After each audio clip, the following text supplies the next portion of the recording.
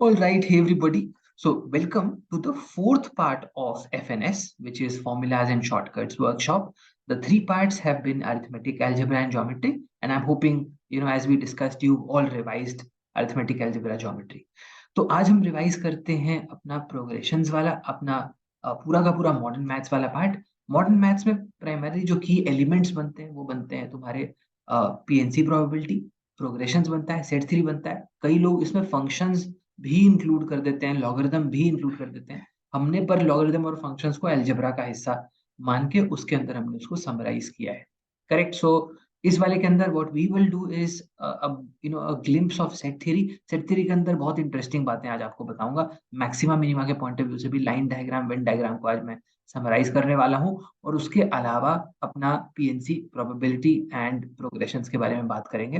कुछ important elements एक बार summarise करने वाले हैं। तो चलिए शुरू करते हैं। I am hoping that you are all ready. Let us begin, let us start.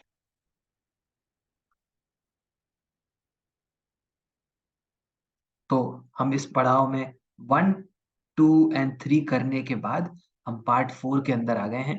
1, 2, 3 आप सब लोगों ने कर लिया है एज कंफर्म्ड। करेक्ट।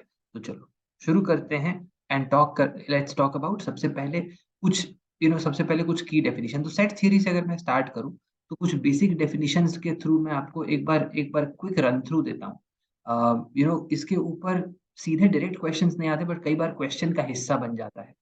सबसे पहले जैसे एम्प्टी और null set, I am sure सब लोगों को मालूम होगा। ऐसे सेट्स जिसके अंदर कोई एलिमेंट नहीं होता है।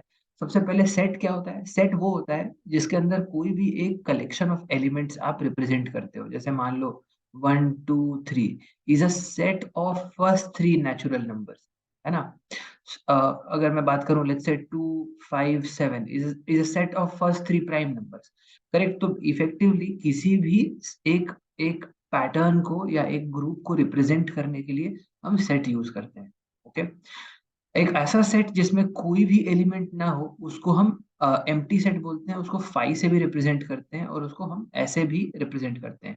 करेक्ट। सिंगलटन सेट वो होता है जिसमें एक ही सेट होता है। अब ये सारी चीजें मैं आपको इसलिए बता रहा हूँ कि आपको अगर सीधा रेफरेंस क्वेश्चन में दे दे कि ए इज अ सिंगलटन सेट और वो आपको पता ही नहीं है, तो फिर वो क्वेश्चन इम्पैक्ट हो जाता है उस चक्कर में। तो ये डेफिनेशन उस पॉइंट ऑफ व्यू से मतलब मेक और ब्रेक नहीं बनाते, पर कई बार आपको परेशानी में डाल सकते हैं। तो एक बार समझ लेना इज अ गुड आइडिया। ठीक है। फाइनाइट सेट वो जिसके अंदर तुम्हारे limited number of elements as the name suggest, and similarly infinite as the name suggests will have infinite number of sets. For example, set of real numbers, कितने elements होंगे set of real numbers में? Infinite elements होंगे, है ना। तो वो infinite set बन गया। सबसेट ऑफ अ सेट, अब ये इंटरेस्टिंग क्वेश्चन है, इसके ऊपर कई बार पहले क्वेश्चंस देखने को मिले हैं। सबसेट कितने होंगे? अब फॉर एग्जांपल मान ले सबसेट होता क्या है। मान ले अगर मेरे पास फर्स्ट थ्री नेचुरल नंबर्स का सेट है। ओके।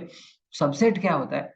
अगर मैं फॉर एग्जांपल इसके कोई भी नंबर ऑफ एलिमेंट्स को यूज करके एक सेट बनाऊं तो सबसेट बनता है। ठीक है, मतलब इससे छोटा सेट। फॉर एग्जांपल एक जिसमें मैं कोई एलिमेंट ना लिया, which is the null set, is also a subset of this set. ठीक है। उसके अलावा इसमें अगर मैंने एक एक एलिमेंट ले लिया, या मैंने दो दो एलिमेंट ले लिया, 1, 2 ले लिया, 1, 3 ले लिया, 2, 3 ले लिया, या फिर मैंने तीनों ले लिया, तो इसके कितने सबसेट्स बन गए? देखो 1, 2, 3, 4, 5, 6, 7, 8 बन गए ना, 8 सबसेट्स। तो हम ऐसा बोल सकते हैं कि इसके 2 to the power 3, इसमें तीन एलिमेंट्स हैं, तो 2 to the power 3 सबसेट्स बन जाएंगे। तो अगर फॉर एग्जांपल तेरा n एलिमेंट वाला सेट हो गया, तो उसके उसके कितने सबसेट्स होंगे? 2 to the power n subsets हो जाएंगे। करेक्ट। तो यहाँ पे जैसे फॉर एग्जांपल 1 से लेके 100 तक है, तो 2 to the power 100 यहाँ पे सबसेट्स बनेंगे। ठीक है, क्लियर हो गया।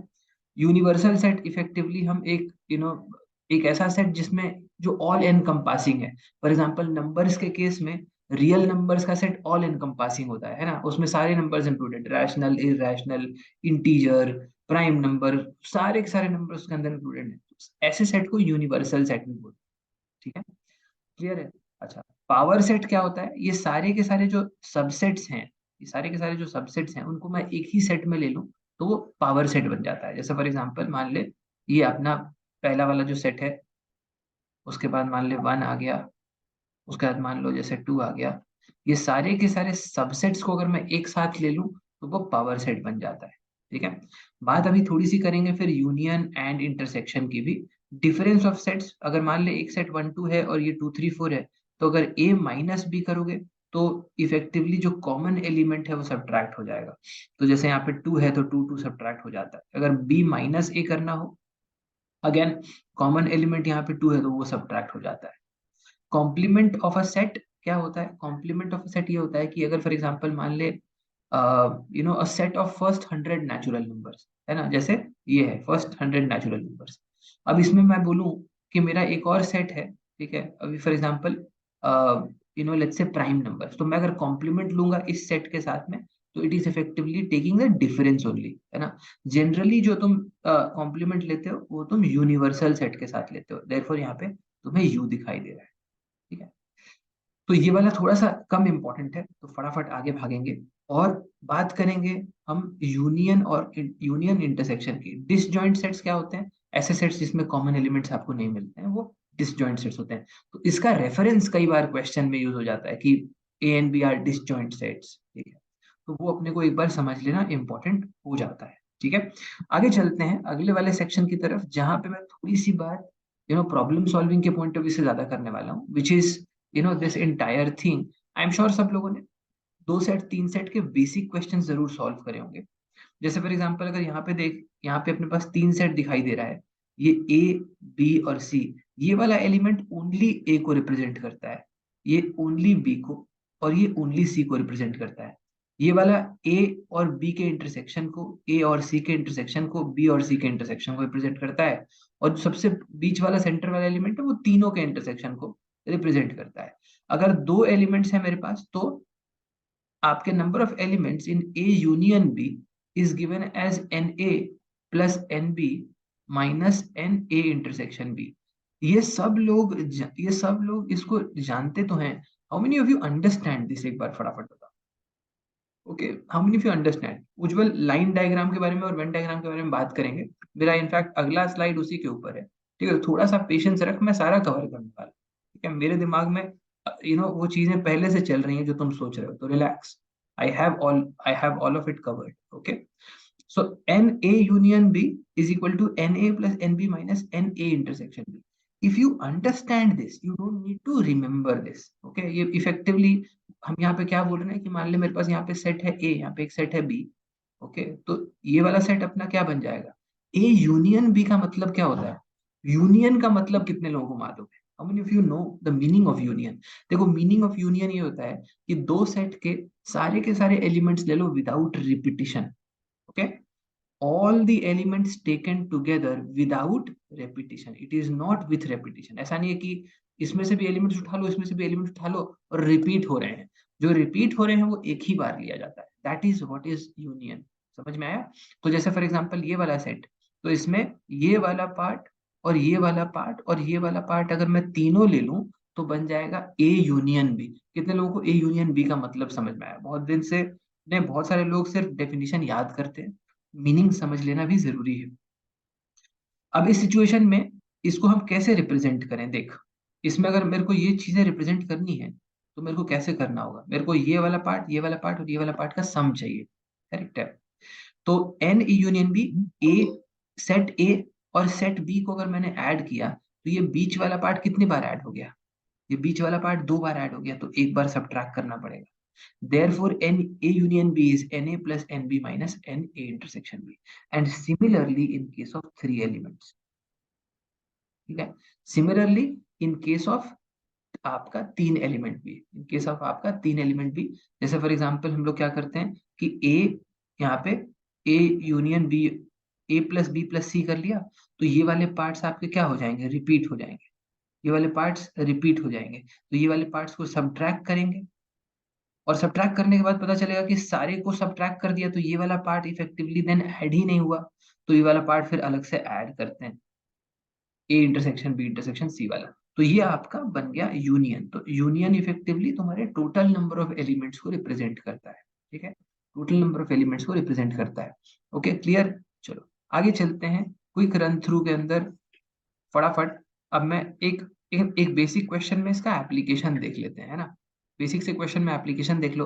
Of 400 candidates who were interviewed for a position at BPO, 100 had a mobile, ठीक है, तो फॉर एग्जांपल यहाँ पे 3 सेट वेन डायग्राम अपने को मालूम चल रहा है। तो let's say I have a mobile here, I have a tablet here and have a laptop here. Okay, alright. चलो, तो ये वाला पार्ट देखो, ये यहाँ पे 100 had a mobile, 70 had a tablet, and 140 had a laptop. ठीक है, 40 of them had both mobile and tablet, 30 had both laptop and tablet, 60 had both mobile and laptop, and 10 had all three. अब ये interesting part है, कहीं भी तुम्हें सारे के सारे एलिमेंट्स, ऑल थ्री वाले एलिमेंट्स दिए हुए, सबसे पहले उसको प्लग इन करो। ये प्रॉब्लम सॉल्विंग का सबसे बेसिक एलिमेंट होता है। तो let's say I put a 10 here in all three. Okay, और मेरे पास क्या दिया हुआ है, यहाँ पे दिया है कि 30 had both tablet and laptop. तो टैबलेट एंड लैपटॉप टोटल 30 है, तो ओनली टैबलेट एंड लैपटॉप मतलब दो एलिमेंट वाले हो जाएंगे 20। यस नो बोल फटाफट। बढ़िया। 60 had both mobile and laptop, 60 के पास बोथ मोबाइल एंड लैपटॉप है, तो अपना ओनली मोबाइल एंड लैपटॉप हो जाएगा 50। और हमारे पास अब इसके अंदर एक और एलिमेंट है 40 had both mobile and tablet, तो 40 मोबाइल एंड टैबलेट, तो ओनली मोबाइल एंड टैबलेट हो जाएगा 30। Correct. Now, since mobile total is 100, I have 50 plus 30, 80 plus 10, 90. Only mobile will become 10. Since I have 70, 30 plus 10, 40 plus 20, 60. Only tablet will become 10. 50 plus 20, 70 plus 10, 80. Only laptop will become 60. I'm hoping that this is clear to you. Now, total number of candidates is 400, right? Total number of candidates is 400. If I effectively add all these numbers, ये सारे numbers को अगर मैं add कर दूं ना, तो ये इसके अंदर सारे के सारे लोग आ जाएंगे जिनके पास मोबाइल है या टैबलेट है या लैपटॉप है। करेक्ट है, ये सारे के सारे, ठीक है, आ जाएंगे हमारे मोबाइल, लैपटॉप, टैबलेट। इफेक्टिवली ये क्या हो जाएगा, यूनियन हो जाएगा। अभी इन सारे एलिमेंट्स को ऐड कर लो फटाफट। सारे एलिमेंट्स को अगर ऐड करें तो कितना बन जा रहा है, ये वाला पार्ट तो 100, ये गोला पूरा 100 बना दिया। 60 प्लस 20 80 प्लस 10 90, तो टोटल नंबर ऑफ एलिमेंट्स बन गए 190। Effectively people who have one element, कितना हो गया, 10 plus 10 20 plus 60 80 people have only one, right. Two two out of three कितने लोगों के पास है, 50 plus 30 is 80 plus 10 is 100। And all three कितने लोगों के पास है, 10 लोगों के पास। टोटल लोग कितने हैं, 400। ये मिला के कितने लोग हैं, 190। तो ऐसे कितने लोग होंगे जिनके पास कोई एलिमेंट नहीं है, 400 माइनस 190 विच इज 210। करेक्ट।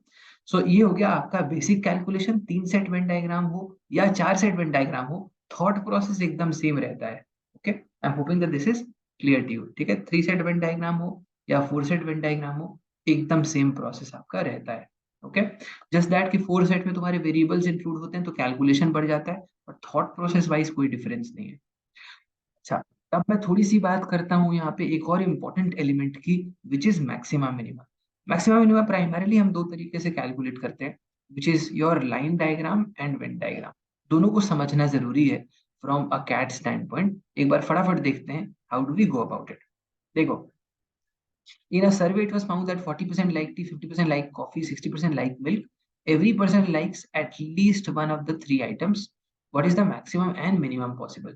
सबसे पहले, अगर ये कंडीशन नहीं होता, every person likes at least one of the three items वाला कंडीशन ही नहीं है, तो क्या होगा।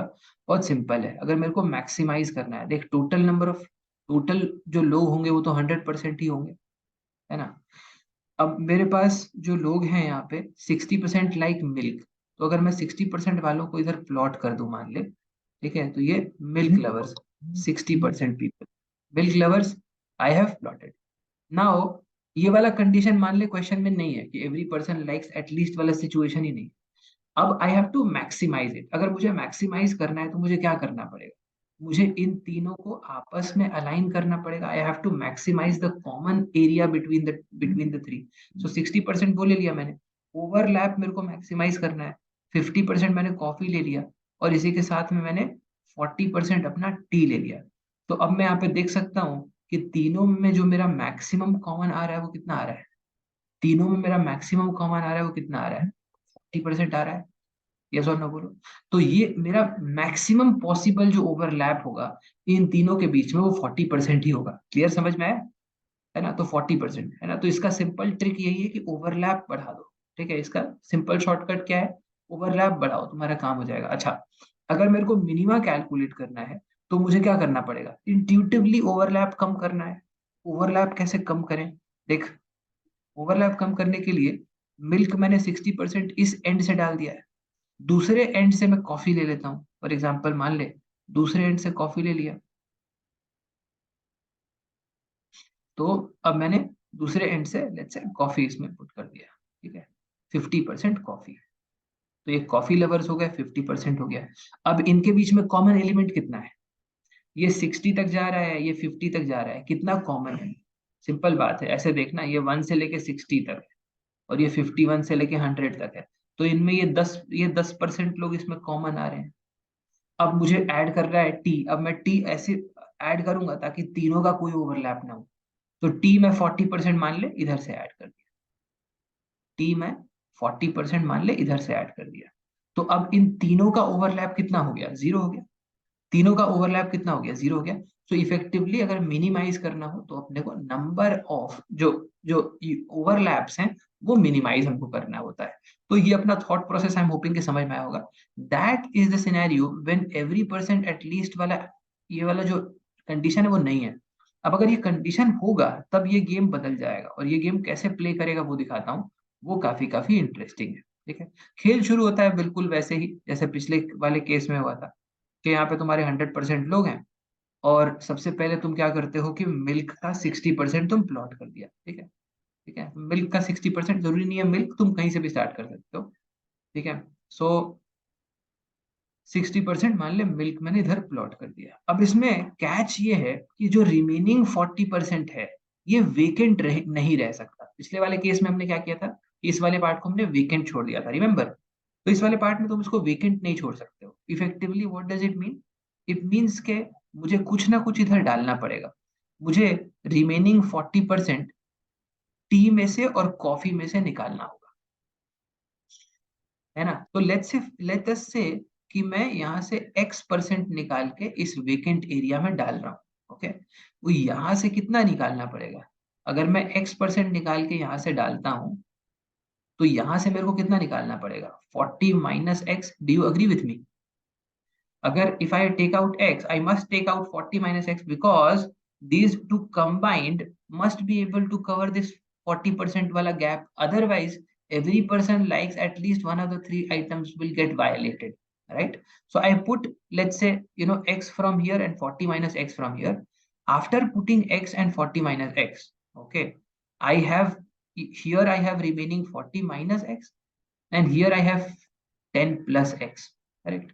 अब ये दोनों के दोनों इक्वल होने चाहिए। Do you agree with me और नॉट, ये दोनों के दोनों इक्वल क्यों होने चाहिए, कि एक एलिमेंट आया उसको मैंने ओवरलैप करा दिया और दूसरा एलिमेंट आया उसको भी मैंने ओवरलैप करा दिया, यस और नो, है ना। सो एक दोनों एलिमेंट को मैंने साथ में ओवरलैप कराया, तो ये दोनों के दोनों जितने होंगे उतना ही मेरा ओवरलैप एरिया यहाँ पे बन जाएगा, करेक्ट। तो 40 माइनस एक्स और 10 प्लस एक्स को अगर मैं इक्वेट कर दूं तो मेरा वैल्यू कितना आ जाएगा, यहाँ पे देख लो, ये 2x बन गया, ये 30 बन गया, तो x इज इक्वल टू अपना यहाँ पे 15 बन जा रहा है। x इज इक्वल टू अपना 15 बन जा रहा है। तो अगर मैं 15 यहाँ से इस वाले से 15 ऐड कर देता हूँ, ठीक है, और इस वाले से ये ना 40 यहाँ से 50 माइनस आपका यहाँ पे, तो हमारा कितना बन जा रहा है, हमने यहाँ से x ऐड किया था, यहाँ से हमने 40 माइनस एक्स ऐड किया था, तो यहाँ पे 25, यहाँ से 15 आ गया और इस वाले से 25 आ गया। तो ये वाला पार्ट पूरा का पूरा फिल हो गया अपना। रिमेनिंग पार्ट कितना बचा, यहाँ से 25% बचा, और यहाँ से तूने 25 फिल कर दिया तो यहाँ भी 25% बचा। दोनों 25 इधर ऐड कर देते हैं, तो अपना क्या बन जाएगा, मैक्सिमा वाला केस। कितने लोगों को समझ में आया कि मैक्सिमा क्या होगा। Is this absolutely clear to everybody or not, is this absolutely clear to everybody or not. कितने लोगों को ये वाला पार्ट एकदम क्लियर समझ में आया, फटफट बोलो। तो हमारा मैक्सिमा कैसे हमने कैलकुलेट किया, हमारा मैक्सिमा हमने कॉमन वाला पार्ट ले लिया इस वाले केस में, क्लियर है। तो इस तरीके से आपको मैक्सिमाइज करना है इन अ सिनेरियो लाइक दिस, जहां पे every person likes at least one वाला सिचुएशन गिवन है। अगर फॉर एग्जांपल ये वाला सिचुएशन में मेरे को मिनिमाइज करना हो, तब ये मिनिमाइजेशन वाला केस बिल्कुल सिमिलर पिछले वाला जैसा ही होगा, ठीक है, मिनिमाइजेशन वाला केस बिल्कुल पिछले वाले जैसा ही होगा। Everybody is like at least one, तो मैंने 60% मिल्क ऑलरेडी डाल ही दिया है, 50% कॉफी डाल दे, 50%, तो ये कॉफी वाले 50% दूसरे एंड से डाल दिया ओवरलैप मिनिमाइज करने के लिए, सेम, और 40% टी फिर मैंने यहाँ से 40% टी डाल दिया। तो इफेक्टिवली क्या हो गया, मैंने ओवरलैप जीरो ही कर दिया, तीनों का ओवरलैप है ही नहीं, तो इसमें मिनिमम पॉसिबल मेरा जीरो ही बन जा रहा है। आई एम होपिंग कि समझ में आया। तो मिनिमम पॉसिबल वाले केस में बहुत ज्यादा फर्क नहीं पड़ता है, तो मैक्सिमम वाले केस में फर्क पड़ जाता है अगर at least one of the three वाला गिवन है, तो रिमेंबर दैट। ठीक है, आई एम होपिंग कि समझ में आया होगा। ये हो गया फंडा अपना लाइन डायग्राम का। समझ में आया होगा कि मैक्सिमा मिनिमा वाले कौन से सिचुएशन में हम लाइन डायग्राम यूज करते हैं, जहां पे अपने को सिर्फ तीनों इंडिविजुअल एलिमेंट्स के बारे में डेटा दिया हुआ है, टी, कॉफी, मिल्क। इसमें ये नहीं बोल रहा है कि दो लोग, how many people are taking tea and coffee, coffee and milk, tea and milk. उन सब एलिमेंट्स का रेफरेंस नहीं है, इंडिविजुअल एलिमेंट्स का रेफरेंस है, तो सीधा लाइन डायग्राम लगाओ, तुम्हारा काम क्लियर हो जाएगा। अच्छा, अब आगे चलते हैं, आगे चलते हैं। Okay, which is known as your maxima minima. okay, then maxima minima. Okay, now agar for example if I talk about, you know, maxima minima in case of a Venn diagram, so let us understand that, specific questions को अलग से deal करेंगे, ठीक है, that we have been doing through our sessions also. Primarily the agenda of this session is effectively to revise all the key formula and shortcuts and to create a session जिसको आप exam से एक हफ्ता पहले भी एक बार revise करने के लिए यूज कर पाओ। Q&A वाले सेशन हम अलग से देखेंगे, जहाँ पे हम getting into detail, solving a lot of questions, ठीक है, तो वो हो जाएगा। अब देखो, है ना, लाइन डायग्राम और वेन डायग्राम दोनों के दोनों क्वेश्चंस आपके अलग अलग वैरायटी के हैं, अलग अलग टाइप के हैं। इस टाइप के क्वेश्चन के अंदर फॉर एग्जांपल हमने लाइन डायग्राम यूज कर लिया, वेन डायग्राम को देखो कैसे यूज करना है, अंडरस्टैंड। देखो, अब मान ले फॉर एग्जांपल मेरे पास 200 स्टूडेंट्स इन अ स्कूल, यहाँ पे अपने को दिखाई दे रहा है कि पूछ रहा है कि मैक्सिमम मिनिमम, तो मैक्सिमम मिनिमम का क्वेश्चन तो है ही, पर यहाँ पे अपने पास मल्टीपल एलिमेंट्स हैं, है ना। बस तुम्हारे ये भी दे रखा है कि hockey and basketball, basketball and cricket, तो दो दो एलिमेंट्स, दो दो वाले एलिमेंट्स भी अपने को दे रखे हैं।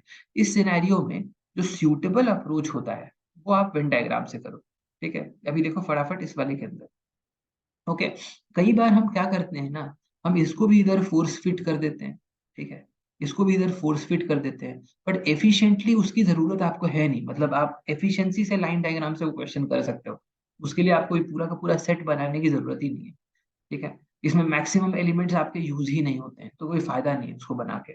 देखो, 200 स्टूडेंट्स हैं स्कूल में, out of these 100 students play cricket, 50, 200 लोग हैं, okay. Now out of these 100 students play cricket, तो ये अपना क्रिकेट बन गया, और उसके बाद फिर यू नो हॉकी बन जाएगा एंड बास्केटबॉल बन जाएगा, ठीक है। तो 100 प्ले क्रिकेट है, 50 प्ले हॉकी है एंड 60 प्ले बास्केटबॉल है। 30 students play both cricket and hockey, 35 play both hockey and basketball, 45 play both basketball and cricket. अब देख, मेरे पास ऑल थ्री वाला एलिमेंट लास्ट वाले क्वेश्चन में सबसे पहले डाल दिया था, इसमें है नहीं, तो वेरिएबल ले लेते हैं। तो वेरिएबल अगर मैंने ऑल थ्री वाला एक्स ले लिया, तो अब मेरे पास क्या क्या इंफॉर्मेशन है यहाँ पे, कि 30 play both cricket and hockey, तो ओनली क्रिकेट एंड हॉकी हो जाएगा 30 माइनस एक्स, यस और नो बोल। इंटरेस्टिंग है ये वाला क्वेश्चन।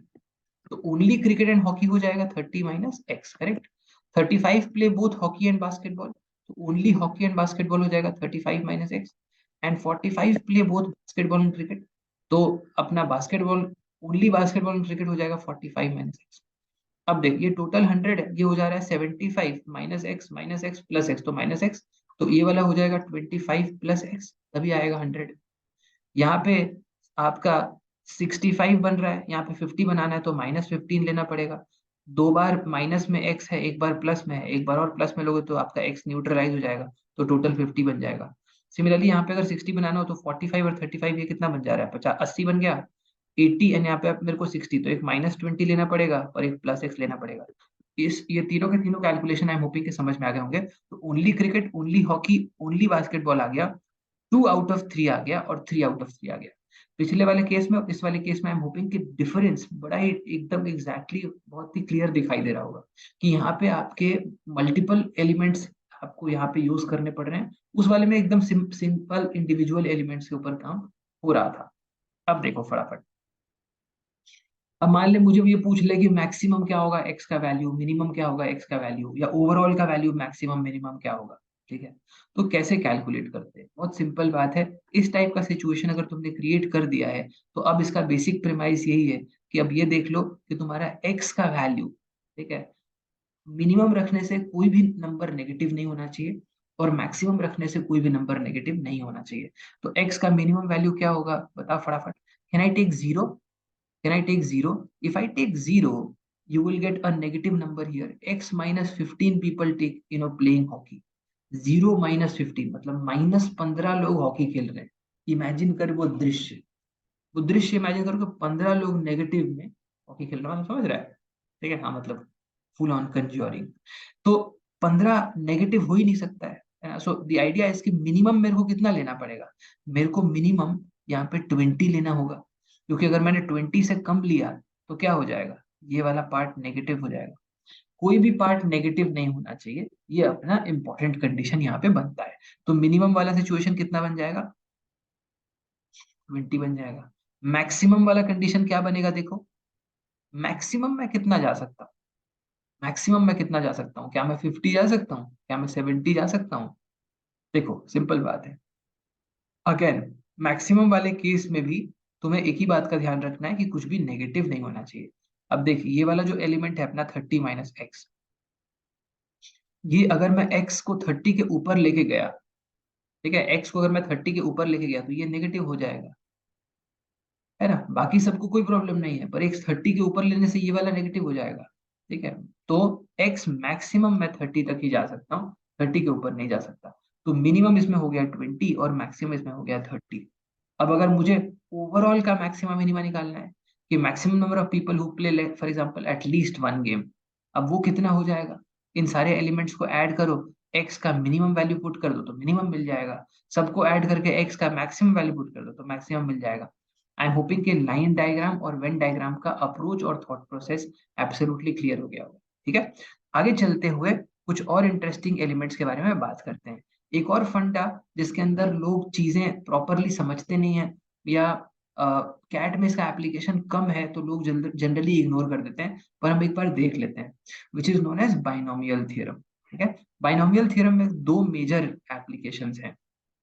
एक है कि अगर फॉर एग्जांपल मान ले x plus Y to the power n है, ठीक है, तो इसका एक्सपेंशन हो जाता है nc0 x to the power 0 y to the power n plus nc1 x to the power 1 y to the power n minus 1 plus nc2 x to the power 2 y to the power n minus 2, so on and so forth till ncn x to the power n y to the power 0।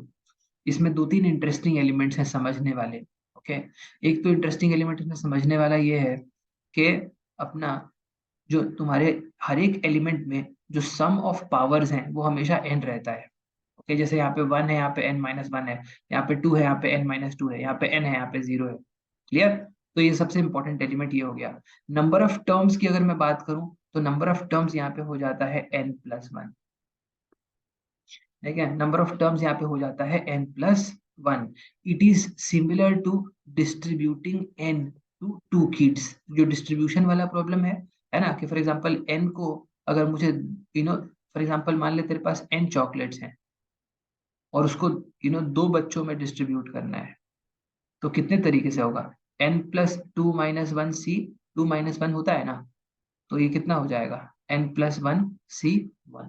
Correct, तो ये अपना आ गया n+1। इसको एक बार अभी समझेंगे हम अपना पीएनसी के अंदर भी, but that is how this is derived. तो आपके नंबर ऑफ एलिमेंट्स कितने हो जाते हैं यहाँ पे, n+1 हो जाते हैं। ठीक है, अच्छा इसके अंदर एक और फॉर्म है विच इज इम्पोर्टेंट, एक और फॉर्म है विच इज इम्पोर्टेंट। अभी देख इसमें फॉर एग्जांपल बहुत सिंपल सी बात है, मुझे अगर इस सारे के सारे कोएफिशिएंट्स का सम कैलकुलेट करना हो, मतलब nc0 plus nc1 plus nc2, इसका सम अगर मुझे ncn तक कैलकुलेट करना हो तो क्या करूँ मैं, x को भी 1 ले ले और y को भी 1 ले ले, तो हर हर एक टर्म में सिर्फ कोएफिशिएंट ही बचेगा। उन कोएफिशिएंट्स का सम कितना हो जाएगा, 2 to the power n, because यहाँ भी 1 ले लिया, यहाँ भी 1 ले लिया, तो ये क्या हो गया, 2 to the power n हो गया। आई एम होपिंग के समझ में आया होगा। ठीक है, अगर मान ले फॉर एग्जांपल मैंने सिर्फ यहाँ पे लेट्स से, अभी जैसे इस वाले केस में ये अपना डेरिवेशन इसका हो गया, अगर तुमने सिर्फ ऑड वाले टर्म्स ले लिए या सिर्फ इवन वाले टर्म्स ले लिए, वो आपके इक्वल हो जाते हैं, है ना। 2n वाला पार्ट बहुत सिंपल है, यहाँ पे x को भी 1 ले लो और y को भी 1 ले लो, तो क्या हो जाएगा, 1 + 1 2, तो 2 to the power n हो गया। अच्छा, अब इसमें एक और इम्पोर्टेंट एलिमेंट है विच इज कि इसमें जो तुम्हारे ऑड वाले एलिमेंट्स हैं और इवन वाले एलिमेंट्स हैं वो उनका सम भी इक्वल हो जाता है।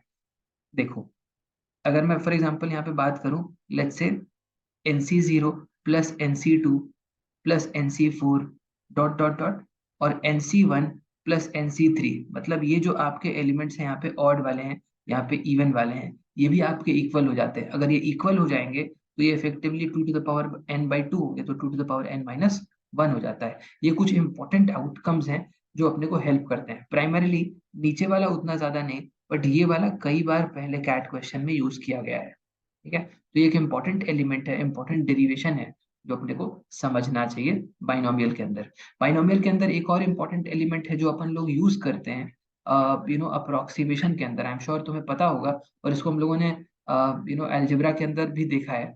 अगर फॉर एग्जांपल मान लें मेरे पास 1 + x⁴n है, इसको हम लिख सकते हैं, क्या लिखते हैं हम इसको, NC0 plus NC1x plus NC2x², so on and so fourth, NCn(x⁴n).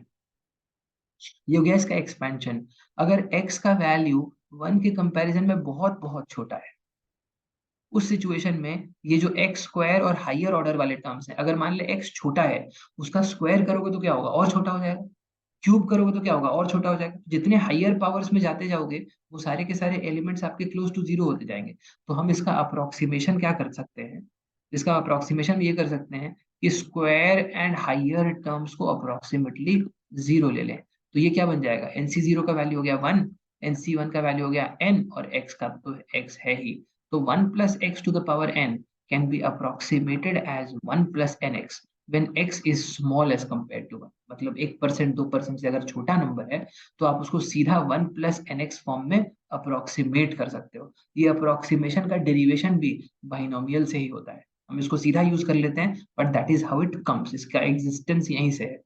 आगे चलते हैं अगले वाले कुछ इंपॉर्टेंट एलिमेंट्स के अंदर, पीएनसी और प्रोबेबिलिटी के अंदर बताता हूँ। ठीक है, बाइनोमियल जो है वो पूरी तरीके से आपके सिलेबस में है भी नहीं, ठीक है, बट ये जो छोटे छोटे एलिमेंट्स हैं वो अपने को समझना पड़ता है। ठीक है ना। हर्ष इज सेइंग, अच्छा हर्ष इज सेइंग बाइनोमियल टफ है। ओके, इंटरेस्टिंग बात तो ये है कि लाइफ भी टफ है, तो क्या करें। ओके, चलो आगे चलते हैं। ठीक है, सो success does not come easy my friend. मेहनत आपको बहुत जोर लगा के करनी पड़ती है और लगातार करनी पड़ती है। ठीक है, अगर ऐसा सोच रहे हैं कि बस एक बार कैट हो जाए रिलैक्स, ऐसा नहीं होगा। बी स्कूल में जाके फिर फाइट मारना पड़ेगा, कैंपस में जाके फिर से प्लेसमेंट के लिए फाइट मारना पड़ेगा, समर्स के लिए फाइट मारना पड़ेगा, फाइनल्स के लिए फाइट मारना पड़ेगा, उसके बाद आप कॉर्पोरेट में जाएंगे, फिर वहां जाके नेक्स्ट लेवल कंपटीशन, फिर वहां जाके फाइट मारना। तो आसान तो क्या है मुझे पता नहीं, आओ देखते हैं। ठीक है, चलो। ठीक है, एकदम चिल मार के धूप में ठंड में बैठना शायद आसान है, बट उसमें भी दिमाग में चलता रहेगा कि कैट एग्जाम कैट एग्जाम। ठीक, आओ देखते हैं, let's see. Okay, base system जो है वो नंबर सिस्टम का हिस्सा है, उसको हम नंबर सिस्टम में डील करेंगे। बेस सिस्टम आपका यहाँ पे नहीं आता है, क्लियर। अब सुनो ध्यान से, पीएनसी के बारे में बात करते हैं, एक दो बहुत बहुत इंपॉर्टेंट एलिमेंट्स। ठीक है, सबसे पहले तो आई एम श्योर तुम्हें मालूम है कि फॉर्मूलाज की अगर मैं बात करूं तो एनसीआर को हम कैसे रिप्रेजेंट करते हैं, n⁴/r⁴ इंटू n−r⁴। ठीक है, ये अपना रिप्रेजेंटेशन हो गया। तो अगर मान ले मेरे को 7c2 करना है तो 7 factorial divided by 2 factorial on 5 factorial. ठीक है, अब इसका इसका ये तो फॉर्मूला हो गया, इसका शॉर्टकट या हम शॉर्टर तरीके से कैसे हम इसको कैलकुलेट करते हैं, है ना, वो हो जाता है अपना 7 फैक्टोरियल। 7c2 में हम ऐसे कर सकते हैं कि इसको लिखो यहाँ पे 2 × 1 और यहाँ पे लिख दो 7 × 6। यहाँ पे नीचे वाला जो नंबर है उसको डिक्रीजिंग ऑर्डर में लिख 2 × 1, ऊपर वाले को भी डिक्रीजिंग ऑर्डर में लिख 7 × 6। जितने एलिमेंट्स नीचे उतने ही एलिमेंट्स ऊपर। ओके, तो ये 2 × 1, अब जीरो तक तो नहीं ले जाओगे, डिनोमिनेटर जीरो हो जाएगा, तो 2 × 1 हो गया, 7 × 6 हो गया। तो अपना कितना वैल्यू बन गया? ओके, तो इट इज 7 into 6/2 into 1, ये हो गया इसका फास्टर कैलकुलेशन या शॉर्टकट, ये हो गया इसका फॉर्मूला ऑफ कैलकुलेशन। तो एनसीआर का इफेक्टिवली मीनिंग क्या होता है? एनसीआर का मीनिंग होता है selection of R objects out of N objects. Okay, तो कॉम्बिनेशन इफेक्टिवली क्या होता है? सिलेक्शन होता है ना। मैंने कुछ यहाँ पे एग्जांपल्स डाल दिए हैं परम्यूटेशन कॉम्बिनेशन का, एक बार इसको पढ़ोगे थोड़ी सी और क्लैरिटी आएगी इन इन इन टर्म्स ऑफ कि मीनिंग क्या है, मतलब क्या है उसका, है ना। अच्छा, ओके, चलो। अब इससे पहले कि मेरी शीट पे और लोग लिखें, I have disabled annotations also. Okay, so ये वाला पार्ट समझ गया, एनसीआर क्या होता है वो क्लियर हो गया, है ना। अच्छा, अब अगर मान ले मैं डिस्टिंक्ट में से डिस्टिंक्ट एलिमेंट ले रहा हूँ, okay, let's say I have 5 friends and I am inviting 2 friends out of them to, let's say, a party. I have to select 2 people. 2 लोगों को मेरे को सेलेक्ट करना है, तो ये कितने तरीके से होगा? इसी को हम 5C2 बोलते हैं। 5C2 क्या होता है? 5 factorial upon 2 factorial into 3 factorial, इसका फॉर्मूला हो गया। और कैलकुलेशन फास्टर, 5 into 4, 2 into 1, तो आंसर हो जाएगा 10। I am hoping that this is clear to. तो ये बन गया अपना total number of elements which is 10। Okay, total number of elements which is 10। मुझे बहुत ही इंटरेस्टिंग एक क्वेश्चन आ रहा है चैट में कि सर आपके शीट पे हम कैसे लिख सकते हैं। मेरी वाली शीट मैं तुम्हें दे दूंगा, I will share it with you, I and उसके बाद तुम आराम से इसके ऊपर लिख सकते हो। ठीक है, चलो आगे चलते हैं, आगे चलते हैं। नाउ ये अपने बन गए 5C2 कैलकुलेशन, हमने देख लिया। अब जैसे फॉर एग्जांपल मान ले कि हमने इसमें देखा कि यार 5 into 4, 2 into 1 बड़ा इजीली हो गया। अब अगर मान ले मेरे को ये पूछ ले कि 62C60 तो कैसे होगा, ये 62C60 कैसे हम कैलकुलेट करें, उस सिनेरियो में एक और की फॉर्मूला आपका आ जाता है, NCR = NCN - R।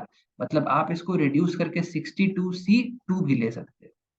ठीक है, तो 62C60 को आप 62C2 में कन्वर्ट कर दो और उसके बाद इसको सॉल्व कर लो, है ना। तो ये एक और इम्पोर्टेंट फॉर्मूला बनता है जो आपके या आपके कॉम्बिनेशंस के अंदर हेल्प करता है कैलकुलेशन को। अच्छा, अब जैसे मान ले फॉर एग्जांपल यहाँ पे मेरे पास लेट्स से 5 दोस्त हैं और मैं किसी को, मतलब आई can invite any number of people, उसके कितने नंबर ऑफ वेज होंगे? If I have let's say 5 people and I can invite any number of people, तो उसके कितने नंबर ऑफ वेज होंगे? इंटरेस्टिंग है अभी ये वाला कॉन्वर्सेशन मजेदार होगा, मजा आएगा। कितने भी मैं बुला सकता हूँ। Okay, so I think many of you got it absolutely correct, और ये हो जाएगा अपना 2 to the power 5। ठीक है, सबसे पहले अगर पीएनसी में सक्सेस चाहते हैं, ठीक है, तो थोड़ा सा कॉन्सेप्ट्स को भी समझना, मतलब सिर्फ फॉर्मूला और शॉर्टकट मैं नहीं बता रहा हूँ इस वाले सेशन में। जनरली मैं बहुत सारे सेशंस में सिर्फ फॉर्मूला और शॉर्टकट्स बताता हूँ, यहाँ पे इसलिए नहीं बता रहा हूँ क्योंकि यहाँ पे काम सिर्फ फॉर्मूला और शॉर्टकट से चलेगा ही। ठीक है, सिर्फ फॉर्मूला अगर मैं बता दूं या शॉर्टकट्स बता दूं तो वो रैंडम जगह आप लगाओगे और आपको आंसर गलत मिल जाएगा। ठीक है, तो इसमें कॉन्टेक्स्ट समझना और बहुत अच्छे से समझना जरूरी हो जाता है। देखो, अब जैसे 5 में से मेरे को किसी को भी बुला सकते हैं, है ना, 5 में से किसी को भी मैं बुला सकता हूँ। Okay, I can invite 0 also, 1 also, 2 also, 3 also, 4 also, 5 also. Before I get in to that I will quickly summarize, there is something known as principle of addition and multiplication. Okay, principle of addition and multiplication ये बोलता है कि अगर और वाला scenario है तो plus करो, और आपका एंड वाला सिनेरियो है तो मल्टीप्लिकेशन करो। फॉर एग्जाम्पल, है ना, फॉर एग्जाम्पल जैसे इस वाले केस में क्या है, तुम लेट्स से तुम्हारे पास 5 दोस्त हैं, उनमें से तुम 0 भी बुला सकते हो, या 1 भी बुला सकते हो, या 2 भी बुला सकते हो, या 3 भी बुला सकते हो, या 4 भी बुला सकते हो, या 5 भी बुला सकते हो। तो 5C0 होगा यहाँ पे, 5C1, 5C2, 5C3, 5C4 and 5C5। अब क्योंकि यहाँ पे और केसेस हैं तो क्या करोगे, इनको ऐड कर दोगे, है ना। तो NC0 + NC1 + dot dot dot NCN वाले फॉर्म में आ गया, अभी जो थोड़ी देर पहले हमने देखा था यहाँ पे। तो ये कितना बन जाएगा? 2 to the power 5 बन जाएगा, 32 बन जाएगा। समझ में आया? समझ में आया? तो आई am hoping that this part is 100% clear. अच्छा, अब इसमें इंटरेस्टिंग बात क्या है दोस्तों? इंटरेस्टिंग बात ये है कि हम तो यहाँ पे जिनको इनवाइट कर रहे हैं वो सारे के सारे डिस्टिंक्ट एलिमेंट्स हैं, है ना। तुम्हारे 5 के 5 दोस्त अलग हैं। ऐसा भी हो सकता है अगर मान ले फॉर एग्जांपल कुछ आइडेंटिकल हो गए, मान ले फॉर एग्जांपल लेट अस से कि तुम कॉम्बिनेशन क्या है, सिलेक्शन है। सिलेक्शन कैसे करते हैं, एनसीआर करते हैं डिस्टिंक्ट एलिमेंट्स के केस में। लेकिन अगर कुछ आइडेंटिकल एलिमेंट्स हो गए तो मान ले फॉर एग्जांपल तेरे पास 3 टॉयज हैं, तीनों के तीनों आइडेंटिकल है, ठीक है, एकदम एक जैसे दिखते हैं। इनमें से अगर तुम्हें 2 टॉयज लेने हो, क्या अब भी 3C2 करोगे? अगर 3 टॉयज हैं आइडेंटिकल और 2 टॉयज इसमें से लेने हैं, तो क्या अब भी 3C2 करेंगे? Answer is no. अब 3C2 से काम नहीं चलेगा, क्योंकि 3C2 आपका डिस्टिंक्ट टू डिस्टिंक्ट सिलेक्शन में काम करता है, यहाँ पे काम नहीं आएगा। ऑब्वियस सी बात है, अगर हम लॉजिकली इस चीज को देखें तो अपना 3 टॉयज आइडेंटिकल में से 2 टॉयज अगर मेरे को लेने हो, तो इफेक्टिवली मेरे पास कितना तरीका है, एक ही तरीका है। यस और नो बोल, 3 में से कोई भी 2 उठा लो, will it make a difference? The thought process is very simple. 3 में से अगर कोई भी 2 उठा लो, तो क्या इससे कोई फर्क पड़ेगा, कोई अंतर पड़ेगा? कोई अंतर नहीं है। एक ही बात है, तुम कोई भी 2 उठाओ, करेक्ट है ना? अगर बहुत सारे टॉयज पड़े हों, ठीक है ना, तो इससे कोई फर्क नहीं पड़ता है ना? डिओड्रेंट डिओड्रेंट वगैरह में बहुत सारे लोगों को मैंने देखा है कि जो जो जो आप ना यूज्ड वाला से यूज नहीं करते हैं, एक तो यूज करते हैं उसको टेस्ट करने के लिए, और उसका फिर दूसरा वाला उठा लेते हैं, है ना? तो वो जो यूज किया हुआ वो बेचारा पड़ा ही रहता है अनंत काल तक। उसको सब लोग टेस्टर बना देते हैं। देखो वो टेस्टर था भी नहीं, ठीक है, सब लोग उसको धीरे धीरे यूज करते करते वो फाइनली टेस्टर बन चुका है, उसको कोई नहीं ले रहा, ठीक है। यहाँ पे ऐसा नहीं है, यहाँ पे तो कोई भी उठा लो, कोई फर्क नहीं पड़ता है ना? ये डिओड्रेंट वाला एग्जांपल अचानक से बहुत स्ट्राइक कर गया लोगों को कि अरे शिट, ये तो मेरे साथ भी होता है। ठीक है, चलो आगे चलते हैं। ओके, नाउ तो ये अगर आइडेंटिकल वाला सिनेरियो तो ऐसा है। अब अगर मान ले मिक्स्ड सिचुएशन, मान ले मैं तुमको दे देता हूँ, ठीक है, मान ले मिक्स सिचुएशन दे दिया कि लेट अस से कि आइडेंट यहाँ पे 5 डिस्टिंक्ट टॉयज हैं और 3 आइडेंटिकल टॉयज हैं, और मुझको मुझको यहाँ पे लेट अस से कि एट मोस्ट 3 टॉयज सेलेक्ट करना है। एट मोस्ट 3 टॉयज मेरे को सेलेक्ट करना है, और 5 डिस्टिंक्ट और 3 आइडेंटिकल दिया हुआ है। तो कैसे बनेगा ये सिनेरियो? देखो, एट मोस्ट 3 टॉयज है ना? एट मोस्ट 3 टॉयज का मतलब क्या होता है? 0 भी हो सकता है, 1 भी हो सकता है, 2 भी हो सकता है, 3 भी हो सकता है। अब कभी भी आइडेंटिकल और डिस्टिंक्ट वाला सिनेरियो तुम्हें साथ में दे दी, सीधा फॉर्मूला नहीं लगाना है, इसके अंदर तुम्हें केसेस बनाने पड़ेंगे, है ना? इसके अंदर क्या करना पड़ेगा, केसेस बनाना पड़ेगा। एट मोस्ट 3 टॉयज में जैसे मान लो फॉर एग्जांपल एग्जैक्टली 3 टॉयज वाला केस मैं बता देता हूँ, बाकी तुम्हें सिमिलरली बिल्ड हो जाएगा। जैसे 3 टॉयज हैं, 3 टॉयज हैं, तो क्या कर सकते हैं हम लोग?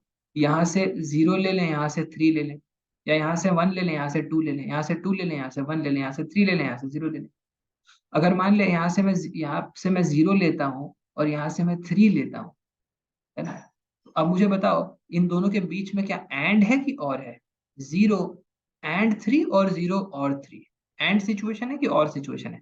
एंड है, एब्सोल्युटली करेक्ट, बिल्कुल सही बोल रहा है। यहाँ इन सब के बीच में एंड सिचुएशन है। ओके, और ये केसेस के बीच में और है कि एंड है? ये केसेस के बीच में और है कि एंड है? इन केसेस के बीच में और है। बहुत सही, बहुत सही, बहुत सही। तो अब कहाँ पे ऐड करना है, कहाँ पे मल्टीप्लीकेशन? जब मैं तैयारी करता था तो मैं कंफ्यूज होता रहता था कि कहाँ ऐड, कहाँ पे पॉजिटिव, कहाँ कहीं भी ऐड हो जा रहा है, कहीं भी मल्टीप्लाई हो जा रहा है, समझ नहीं आ रहा है। उसका फंडा एक्चुअली यही है, और backbone of PNC is principle of addition and multiplication. तो इसको बहुत अच्छे से समझना जरूरी हो जाता है। अब देख, 5 डिस्टिंक्ट और 3 आइडेंटिकल, अपने को अगर यहाँ से 0 लेना हो तो क्या हो जाएगा? ये तो बहुत सिंपल सी बात है, 5C0। 3 आइडेंटिकल में से 3 उठाने, एक ही तरीका है। तो इसके कितने नंबर ऑफ वेज हो गए? 1। ये सॉल्व में बोल, I hope this is clear to you. यहाँ पे 5 डिस्टिंक्ट में से एक उठाना है, तो 5C1 which is 5 into 3 toys identical में से 2 निकालने, एक ही तरीका है, हो गया एक। अगर मेरे पास यहाँ पे 2 आ गया तो 5C2 का वैल्यू कितना हो जाएगा? 5 into 4/2 into 1 मतलब 10, तो ये अपना 10 बन गया। और यहाँ पे एंड सिनेरियो है, और इसमें से एक, 3 में से एक लेना है, तीनों ही आइडेंटिकल है, तो क्या फर्क पड़ता है, एक ही तरीका है। और फाइनली यहाँ पे अगर मेरे को 3 लेना है, तो 5C3 which is same as again 5C2, तो ये 10 बन जाएगा। और इनटू अपना 0, 0 मतलब अगर मेरे को यहाँ से 0 लेना है, क्या ही है, एक ही तरीका है, ये कुछ मतलब, है ना? तो आपके टोटल केसेस कितने बन गए? देखिए, यहाँ पे बन गया 1, यहाँ पे बन गया 5, यहाँ पे बन गया 10, यहाँ पे बन गया 10। अब इनके बीच में क्योंकि और लगा हुआ है तो इन सबको ऐड करोगे ना कि मल्टीप्लाई। तो आई एम होपिंग कि समझ में आया होगा। तो यहाँ पे 3 टॉयज तो एटमोस्ट 3 है, तो इस केस में एग्जैक्टली 3 वाला केस हमने कैलकुलेट किया। सिमिलरली एग्जैक्टली 2 वाला, एग्जैक्टली 1 वाला आपको कैलकुलेट करना है। आई एम होपिंग कि समझ में आ गया होगा। Is this clear everybody? सब लोग बिल्कुल फटाफट क्लियर बताओ। बढ़िया। चलो, तो ये वाला पार्ट हमने समझ लिया कि आइडेंटिकल और डिस्टिंक्ट वाला अगर मिक्स्ड सिनेरियो होगा तो फिर हम कैसे सिलेक्शन करते हैं, है ना। मैक्सिमम लोग एनसीआर फॉर्मूला याद करते हैं, पर उनको ये मिक्स्ड वाला सिचुएशन दे दो तो स्ट्रगल कर जाएंगे big time. Okay okay. Now ये वाला पार्ट भी हम लोगों ने एकदम क्लियरली समझ लिया है। अब मैं थोड़ी सी बात यहाँ पे करना चाहता हूँ अरेंजमेंट के बारे में। तो 3 लेयर्स हैं पीएनसी के। एक है तेरा combination which is effectively selection, फिर एक अरेंजमेंट वाला लेयर आता है, और फिर इन दोनों को कंबाइन करके परम्यूटेशन वाला लेयर बनाया जाता है। ओके, तो अब मैं थोड़ी सी बात अरेंजमेंट की करता हूँ। Let me give you a very simple example. अगर मान ले तेरे पास 3 एलिमेंट्स हैं ए बी और सी, ए बी सी 3 एलिमेंट्स हैं, उनको 3 प्लेसेस में अरेंज करना हो तो कितने वेज होंगे? ए बी सी, इसको कैसे कैसे लिख सकते हो? देख, ए बी सी लिख सकता है, ए सी बी लिख सकता है, बी ए सी लिख सकता है, बी सी ए लिख सकता है, सी ए बी लिख सकता है, सी बी ए लिख सकता है। टोटल 6 तरीके हो गए, विच इज 3 फैक्टोरियल। या इसको इस तरीके से भी देख सकते हैं कि अगर मान ले पहले वाले प्लेस पे मैं कितने तरीके से एलिमेंट्स डाल सकता हूँ, ए है, बी है, सी है। ओके, तो यहाँ पे 3 तरीके से मैं डाल सकता हूँ। इन अब बाकी 2 यहाँ पे मैं कितने तरीके से डाल सकता हूँ? एक इंसान तो डल गया, एक एलिमेंट तो डल गया, तो अब मैं इसको 2 तरीके से डाल सकता हूँ, और फाइनली लास्ट वाले को 1 तरीके से। तो 3 into 2 into 1 मतलब 3 फैक्टोरियल अपना बन जाता है। तो number of ways of arranging n elements in n places, n elements in n places. Okay, n elements in n places, तो अपने नंबर ऑफ वेज बन गए n फैक्टोरियल। अच्छा, अब इस वाले केस में क्या है? इस वाले केस में कोई रेपिटिशन नहीं है ना। इस वाले केस में क्या है? कोई रेपिटिशन नहीं है। अगर रेपिटिशन होगा तो क्या होगा? ठीक है, यहाँ पे क्या हो गया? ये सारे के सारे डिस्टिंक्ट एलिमेंट्स हैं, तो डिस्टिंक्ट टू डिस्टिंक्ट अरेंजमेंट हो रहा है यहाँ पे, है ना। डिस्टिंक्ट एलिमेंट्स हैं। अच्छा, अगर मैं यहाँ पे रिपीट कर दूं तो क्या होगा? ठीक है, अगर मैं यहाँ पे रिपीट कर दूं, अरे भाई सिंपल बात है। ठीक है, यहाँ पे 3 into 3 into 3 वाला केस नहीं है। देखो, समझो इस चीज को ध्यान से। अगर मान ले रिपीटिशन का मतलब ये है कि यहाँ पे 3 प्लेसेस हैं अपने पास, 3 प्लेसेस अपने पास हैं, उनमें एक एलिमेंट है ए, दूसरा एलिमेंट है बी, तीसरा एलिमेंट भी बी हो गया।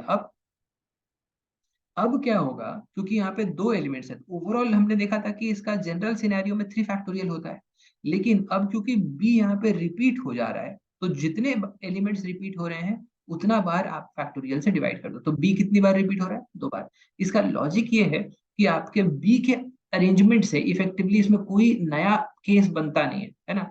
अब मैं बोलूं कि ये वाले बी को मैं इधर रख दूंगा, ये वाले बी को मैं इधर रख दूंगा, तो नया केस नहीं बनेगा, सेम ही केस है कि नहीं? करेक्ट। तो अगर फॉर एग्जांपल मान ले मैंने एक केस बनाया बी ए बी, और फिर मैंने इसको इधर स्विच कर दिया, इसको इधर स्विच कर दिया, इससे कुछ नहीं नया बनेगा। तो इफेक्टिवली इसीलिए आपके 2 फैक्टोरियल वेज से हम इसको डिवाइड कर देते हैं। तो अपना कितना बन गया यहाँ पे? 3 फैक्टोरियल अपॉन 2 फैक्टोरियल। सिमिलरली अगर मान ले मेरे पास, let's say I have something like this, मान ले I have A B B, और लेट्स से यहाँ पे आई हैव सी सी सी। अब क्या होगा? If I have A B B C C C, इस सिचुएशन में फिर से रिपीटिशन हो रहा है तो क्या होगा?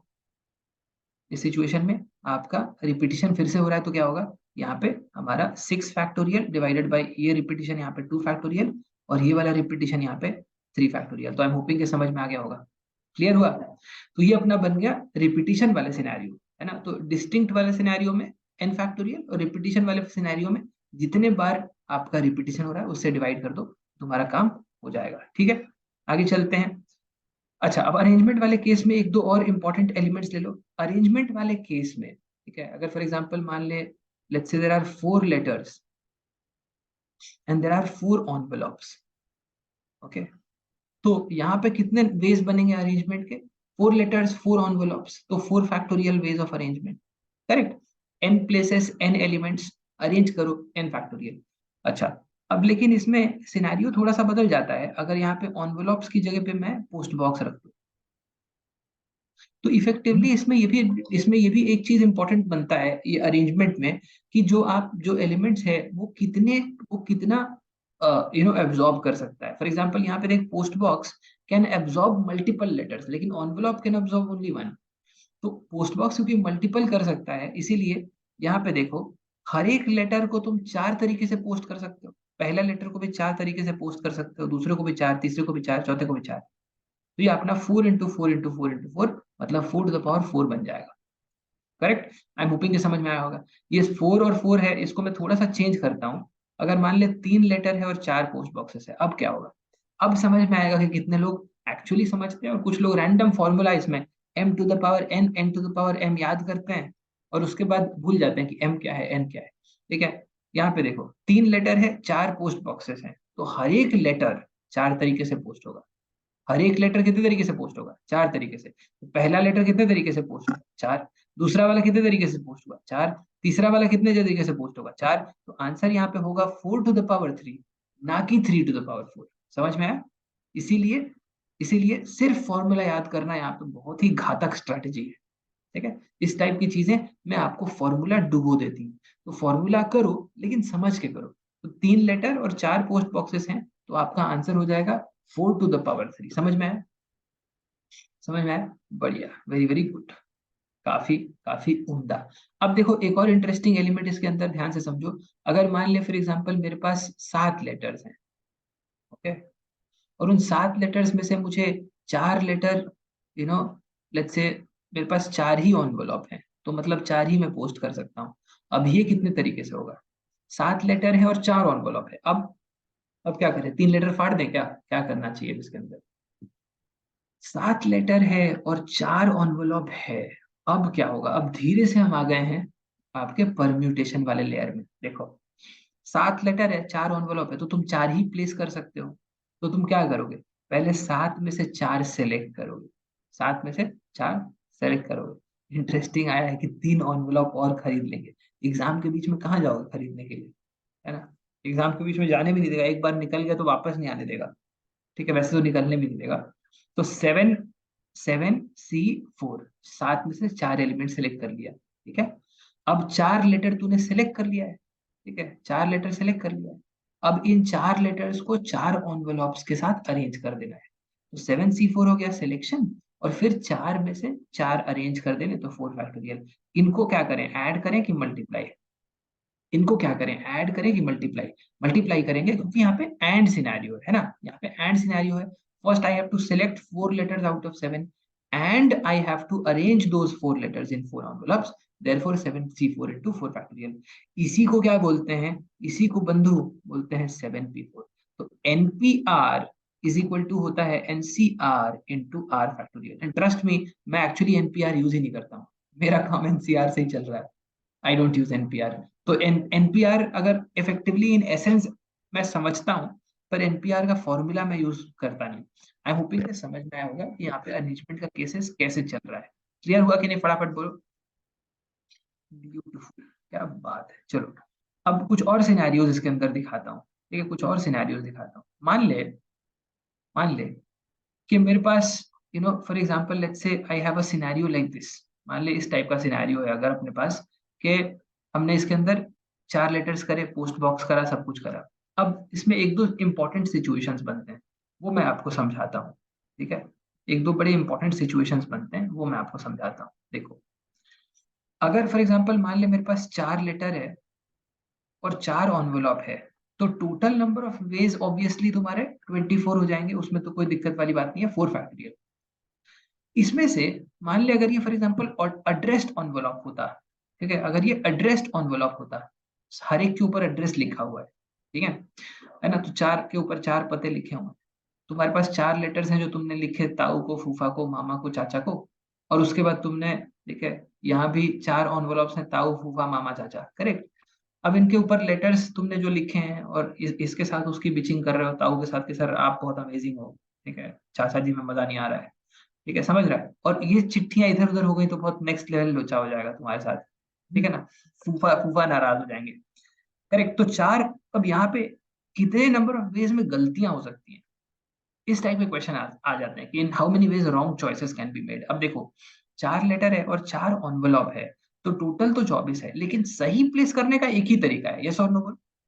सही प्लेस करने का एक ही तरीका है कि चाचा वाला चाचा के पास पहुंच जाए, ताऊ वाला ताऊ के साथ, फूफा वाला फूफा के पास, मामा वाला मामा के पास, जिसमें तुमने इंडिविजुअली इन सबकी तारीफ करी हुई है ना? तुमने गुणगान किया, श्लोक लिख दिया तुमने, ठीक, गुणगान करते हुए, ठीक है ना। तो ये अगर सारे के सारे सही पहुंचने के सिर्फ एक ही तरीके हैं, तो गलत तरीके कितने हैं? There are 23 ways of them getting posted incorrectly. 23 तरीके से वो गलत पोस्ट हो सकते हैं। आई एम होपिंग कि सबको समझ में आया। Is this clear?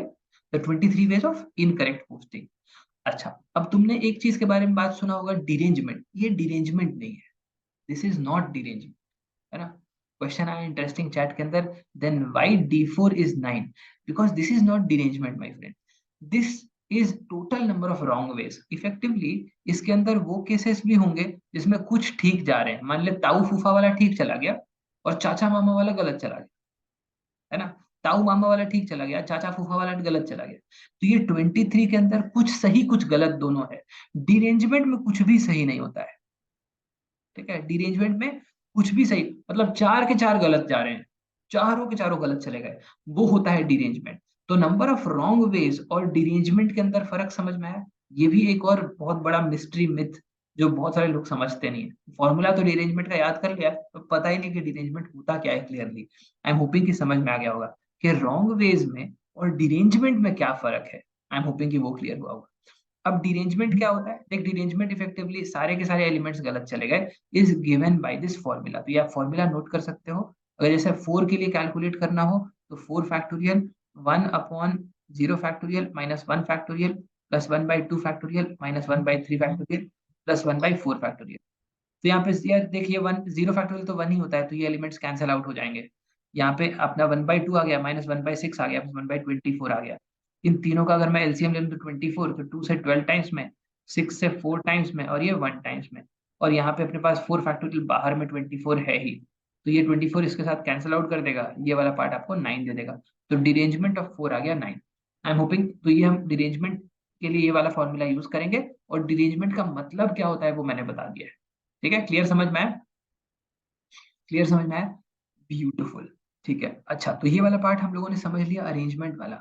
अब इसके अंदर एक और इंटरेस्टिंग एलिमेंट है which is called distribution.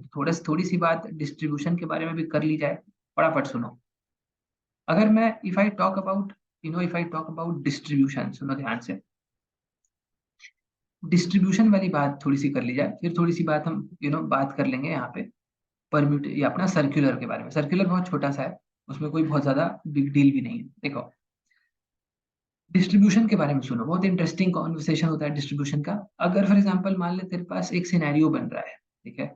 If let's say you have to distribute, let's say n chocolates to, let's say r kids, okay.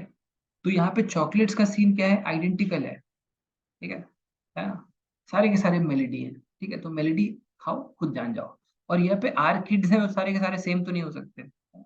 तो अगर एन चॉकलेट्स को तुम्हें आर किड्स को डिस्ट्रीब्यूट करना हो, किसी भी तरीके से भी कर सकते हो। किसी एक इंसान को तुम 0 भी दे सकते हो, है ना। फॉर एग्जाम्पल पिछले बार तुमने उसमें से एक को बोला था, ओए चल पानी लेके आओ, पानी लेके आया नहीं, तो तुम खुन्नस में हो कि वो पानी नहीं दिया मेरे को, ठीक है, तो तुम उसको 0 दे सकता है। समझ में आ रहा है? तुम उसको 0 भी दे सकता है, तो 0 वाला सिचुएशन भी पॉसिबल है। तो अपने यहाँ पे अगर एन चॉकलेट्स हैं और आर किड्स हैं, तो number of ways of distribution हो जाएगा n+r-1 cr-1। ठीक है, तो ये एक इंपॉर्टेंट फंडा है जिसके ऊपर कैट में आपको क्वेश्चंस देखने को मिलते हैं। ठीक है, तो ये डिस्ट्रीब्यूशन प्रॉब्लम हो गया, n+r-1 cr-1। अब इसके अंदर कई सारे केसेस बन सकते हैं। जैसा फॉर एग्जांपल मान ले, लेट्स से फॉर एग्जांपल मान ले कि तेरे पास let's say you have some 13 chocolates, okay, है ना। Ujjwal is saying all get 0 भी इंक्लूडेड होगा सर। रिमेंबर सर एक चीज, ठीक है, ये सारे फॉर्मूलाज और शॉर्टकट्स में बता रहा हूँ, ठीक है। अगर दिमाग बेच के जाओगे कैट के अंदर तो कोई फायदा नहीं होगा। जब तुम डिस्ट्रीब्यूशन करेगा टोटल नंबर ऑफ चॉकलेट, तो सारे 0 कैसे होंगे? खुद सोच। मान ले कि तू 13 चॉकलेट बांट रहा है, let's say 11 chocolates you are distributing to 4 kids, तो 0 0 0 0 कैसे हो सकता है, सोचो। तो 11 चॉकलेट, मतलब तुम समझ रहा है, ये ऐसा डिस्ट्रीब्यूशन किया इसने कि 11 ये खुद खा गया, ठीक है, ये 11 खुद खा चुका है, ठीक है। उसके बाद इन बच्चों को कुछ दिया ही नहीं है, ठीक है, बच्चों को 0 0 0 0 ऐसे कैसे होगा, खुद सोचो। 11 चॉकलेट है, तुम 4 में डिस्ट्रीब्यूट करेगा तो किसी ना किसी को तो 11 मिलेगा ना, सारे के सारे 0 कैसे हो जाएंगे, समझ में आया? लालची बिल्ला, ठीक है, लालची सवाल यहाँ पर, ठीक है। तो 4 किड्स और अगर 11 चॉकलेट्स हैं तो तुम्हारे यहाँ पे कितने वेज हो जाएंगे? 11 प्लस 4 माइनस 1 सी 4 माइनस 1, ठीक है ना। ऐसा मत करना, बच्चे मर्डर कर देते हैं, आजकल के बच्चे बहुत खतरनाक हो चुके हैं, ठीक है। बच्चों के साथ मजाक नहीं, ठीक है, एकदम इज्जत से चॉकलेट देने का, ठीक है ना। चलो, तो 11 प्लस 4 माइनस 1, वैसे मैंने भी, ठीक है, मैंने मेरे घर पे जो छोटे छोटे बच्चे थे जब मैं तो मैं ऐसी काफी चीजें करता था, ठीक है, धांधलेबाजी, ठीक है, कि चॉकलेट आया मेरे पास, ठीक है, किसी ने बड़े ने बोला कि भाई बड़ा अच्छा इंसान है ये, ठीक है, बड़ा अच्छा बड़ा भाई है, इसको देते हैं, वो मेरे को दे देते हैं। उसके बाद तो भाई जो मैं लोगों से काम करवाता था कि तुम जाओ पानी लेके आओ, ठीक है, तुम जाओ ये काम करो जल्दी से, ठीक है, मेरे को सारे के सारे काम डन चाहिए भाई शाम तक, ठीक, नेक्स्ट लेवल।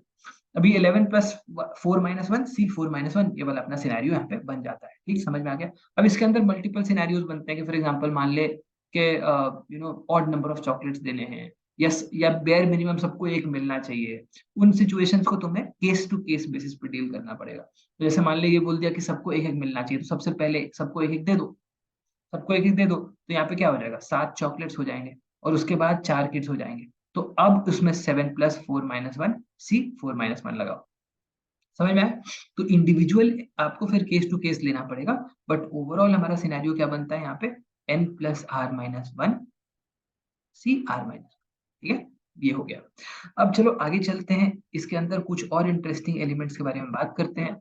एक और इंटरेस्टिंग एलिमेंट यहाँ पे बनता है सर्कुलर। सर्कुलर वाला सिंपल सिचुएशन है, अगर फॉर एग्जांपल मान ले कि I have situation like this. अगर मान ले मेरे पास n ऑब्जेक्ट्स हैं, ठीक है, अगर मेरे पास n ऑब्जेक्ट्स हैं और मेरे पास एक सर्कुलर स्पेस है, इनको अगर अरेंज करना हो तो नंबर ऑफ वेज यहाँ पे हो जाता है n minus one factorial, because एक इंसान तो इसमें रेफरेंस क्रिएट करने में चला जाता है ना। अगर मान ले 4 दोस्त गए तो पहले वाले को क्या बोलोगे, कहाँ जाके बैठो, ठीक है, सारे के सारे प्लेसेस एब्सोल्युटली कोई उसके अंदर डिफरेंस नहीं है। तो पहले वाले को तुम कहीं भी बैठा दो, उसके बाद उसके बेसिस पे करो, है ना, उसके बेसिस पे करो। पिछले वाले केसेस में अगर ऑड नंबर ऑफ चॉकलेट्स देने हो तो क्या करेंगे, ऑड नंबर ऑफ चॉकलेट्स देने हो तो क्या करेंगे, देखो, पहले ले लो, अगर ऑड नंबर है तो तुम्हारे नंबर्स इस फॉर्म में होंगे, 2x plus 1, 2y plus 1, 2z plus 1, 2t plus 1, है ना, पिछले वाले केस में अगर ऑड नंबर ऑफ चॉकलेट्स की बात करें तो। अब इनको ऐड करके 11 कर दो, तो 2 times x plus Y plus Z plus T plus यहाँ पे कितने आ गए, 4 आ गया, इज इक्वल टू इस केस में 11 होगा। तो अगर मैं यहाँ पे करूँ तो ये कितना हो जाएगा, 7 हो जाएगा। क्या 2 times X plus Y plus Z plus T can, यहाँ पे लेट्स से ये 7 हो गया, तो क्या ये 7 हो सकता है क्या, कैन दिस बी 7? तो यहाँ पे इस वाले केस में पर्टिकुलरली तो आपके यहाँ पे 2 times X plus Y plus Z plus T cannot be 7, तो सबको और नहीं मिल सकता है इस सिचुएशन में, ठीक है। अब आपका अगर नंबर मैं चेंज कर दूं, लेट अस से मैंने यहाँ पे 12 चॉकलेट्स 12 कर दिया, ठीक है, तो ये 8 हो गया, तो x plus Y plus Z plus T is equal to 4 हो गया। अब इसके ऊपर कोई रेस्ट्रिक्शन नहीं है, अब 4 को यूज करके n plus R minus one C R minus one निकालो। समझ में आया कितने लोगों को क्लियर हुआ, फटाफट बोल चैट के अंदर, I am hoping that this is clear to you. Karan Singh total minus all get even कर सकते हैं, एक ऑल गेट इवन वाला जो केस है उसको सब्ट्रैक्ट करने से पूरा काम नहीं चलेगा, यस और नो बोलो, कितने लोगों को समझ में आया? Total minus even is not equal to odd, no. देख, एक होगा ऑल ऑड वाला केस, एक होगा ऑल इवन वाला केस, करेक्ट। कुछ मिक्स्ड केसेस भी तो होंगे, यस और नो बोलो फटाफट चैट में। तो सोचना बंद मत करना, ठीक है, जैसे तुम सोचना बंद करोगे क्वेश्चन गलत होना शुरू हो जाएगा, ठीक है। पीएन जो मॉडर्न मैथ्स वाला पार्ट है उसमें एक्चुअली फॉर्मूला और शॉर्टकट्स को मैं थोड़ा सा डिटेल में घुस के कर रहा हूँ। उसका रीजन यही है कि इसमें फॉर्मूला और शॉर्टकट सिर्फ अकेले काम नहीं करता है, ठीक है। तो अगर मैं टोटल में से ऑल इवन वाले केसेस सब्ट्रैक्ट कर दूं तो ऑल ऑड केस नहीं मिलेगा ना, या टोटल में से अगर मैं ऑल ऑड वाले केसेस सब्ट्रैक्ट कर दूं तो ऑल इवन नहीं मिलेगा ना। इसीलिए मुझे ऑल ऑड के लिए ऑल ऑड ही निकालना पड़ेगा और ऑल इवन के लिए ऑल इवन ही निकालना पड़ेगा, यस और नो बोलो फटाफट। आगे चलो, इसके अंदर एक और इंपॉर्टेंट एलिमेंट बताता हूँ, x plus Y plus Z to the power n, कितने नंबर ऑफ एलिमेंट्स होंगे इसके अंदर, भी थोड़ी देर पहले ही बताया था। x plus Y plus Z to the power n, इसके कितने एलिमेंट्स होंगे? How many elements will be there? मान ले n की जगह पे मैं 6 ले लेता हूँ। अब बताओ इसमें कितने एलिमेंट्स होंगे? अगर मैं इसको एक्सपैंड करता हूँ तो इसको कितने एलिमेंट्स होंगे?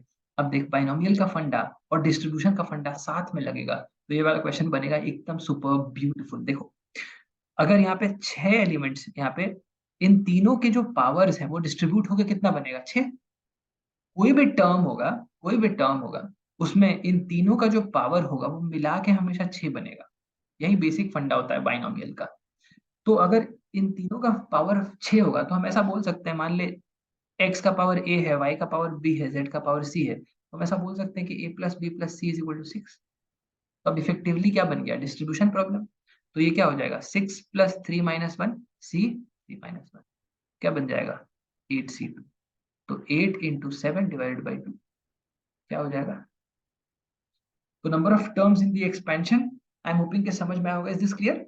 ये क्वेश्चंस पहले कई बार देखे गए हैं कि number of terms in the expansion. I am hopping कि ये आपको समझ में आया होगा। तो ये वाला भी सॉल्व कहाँ से होता है? डिस्ट्रीब्यूशन से होता है।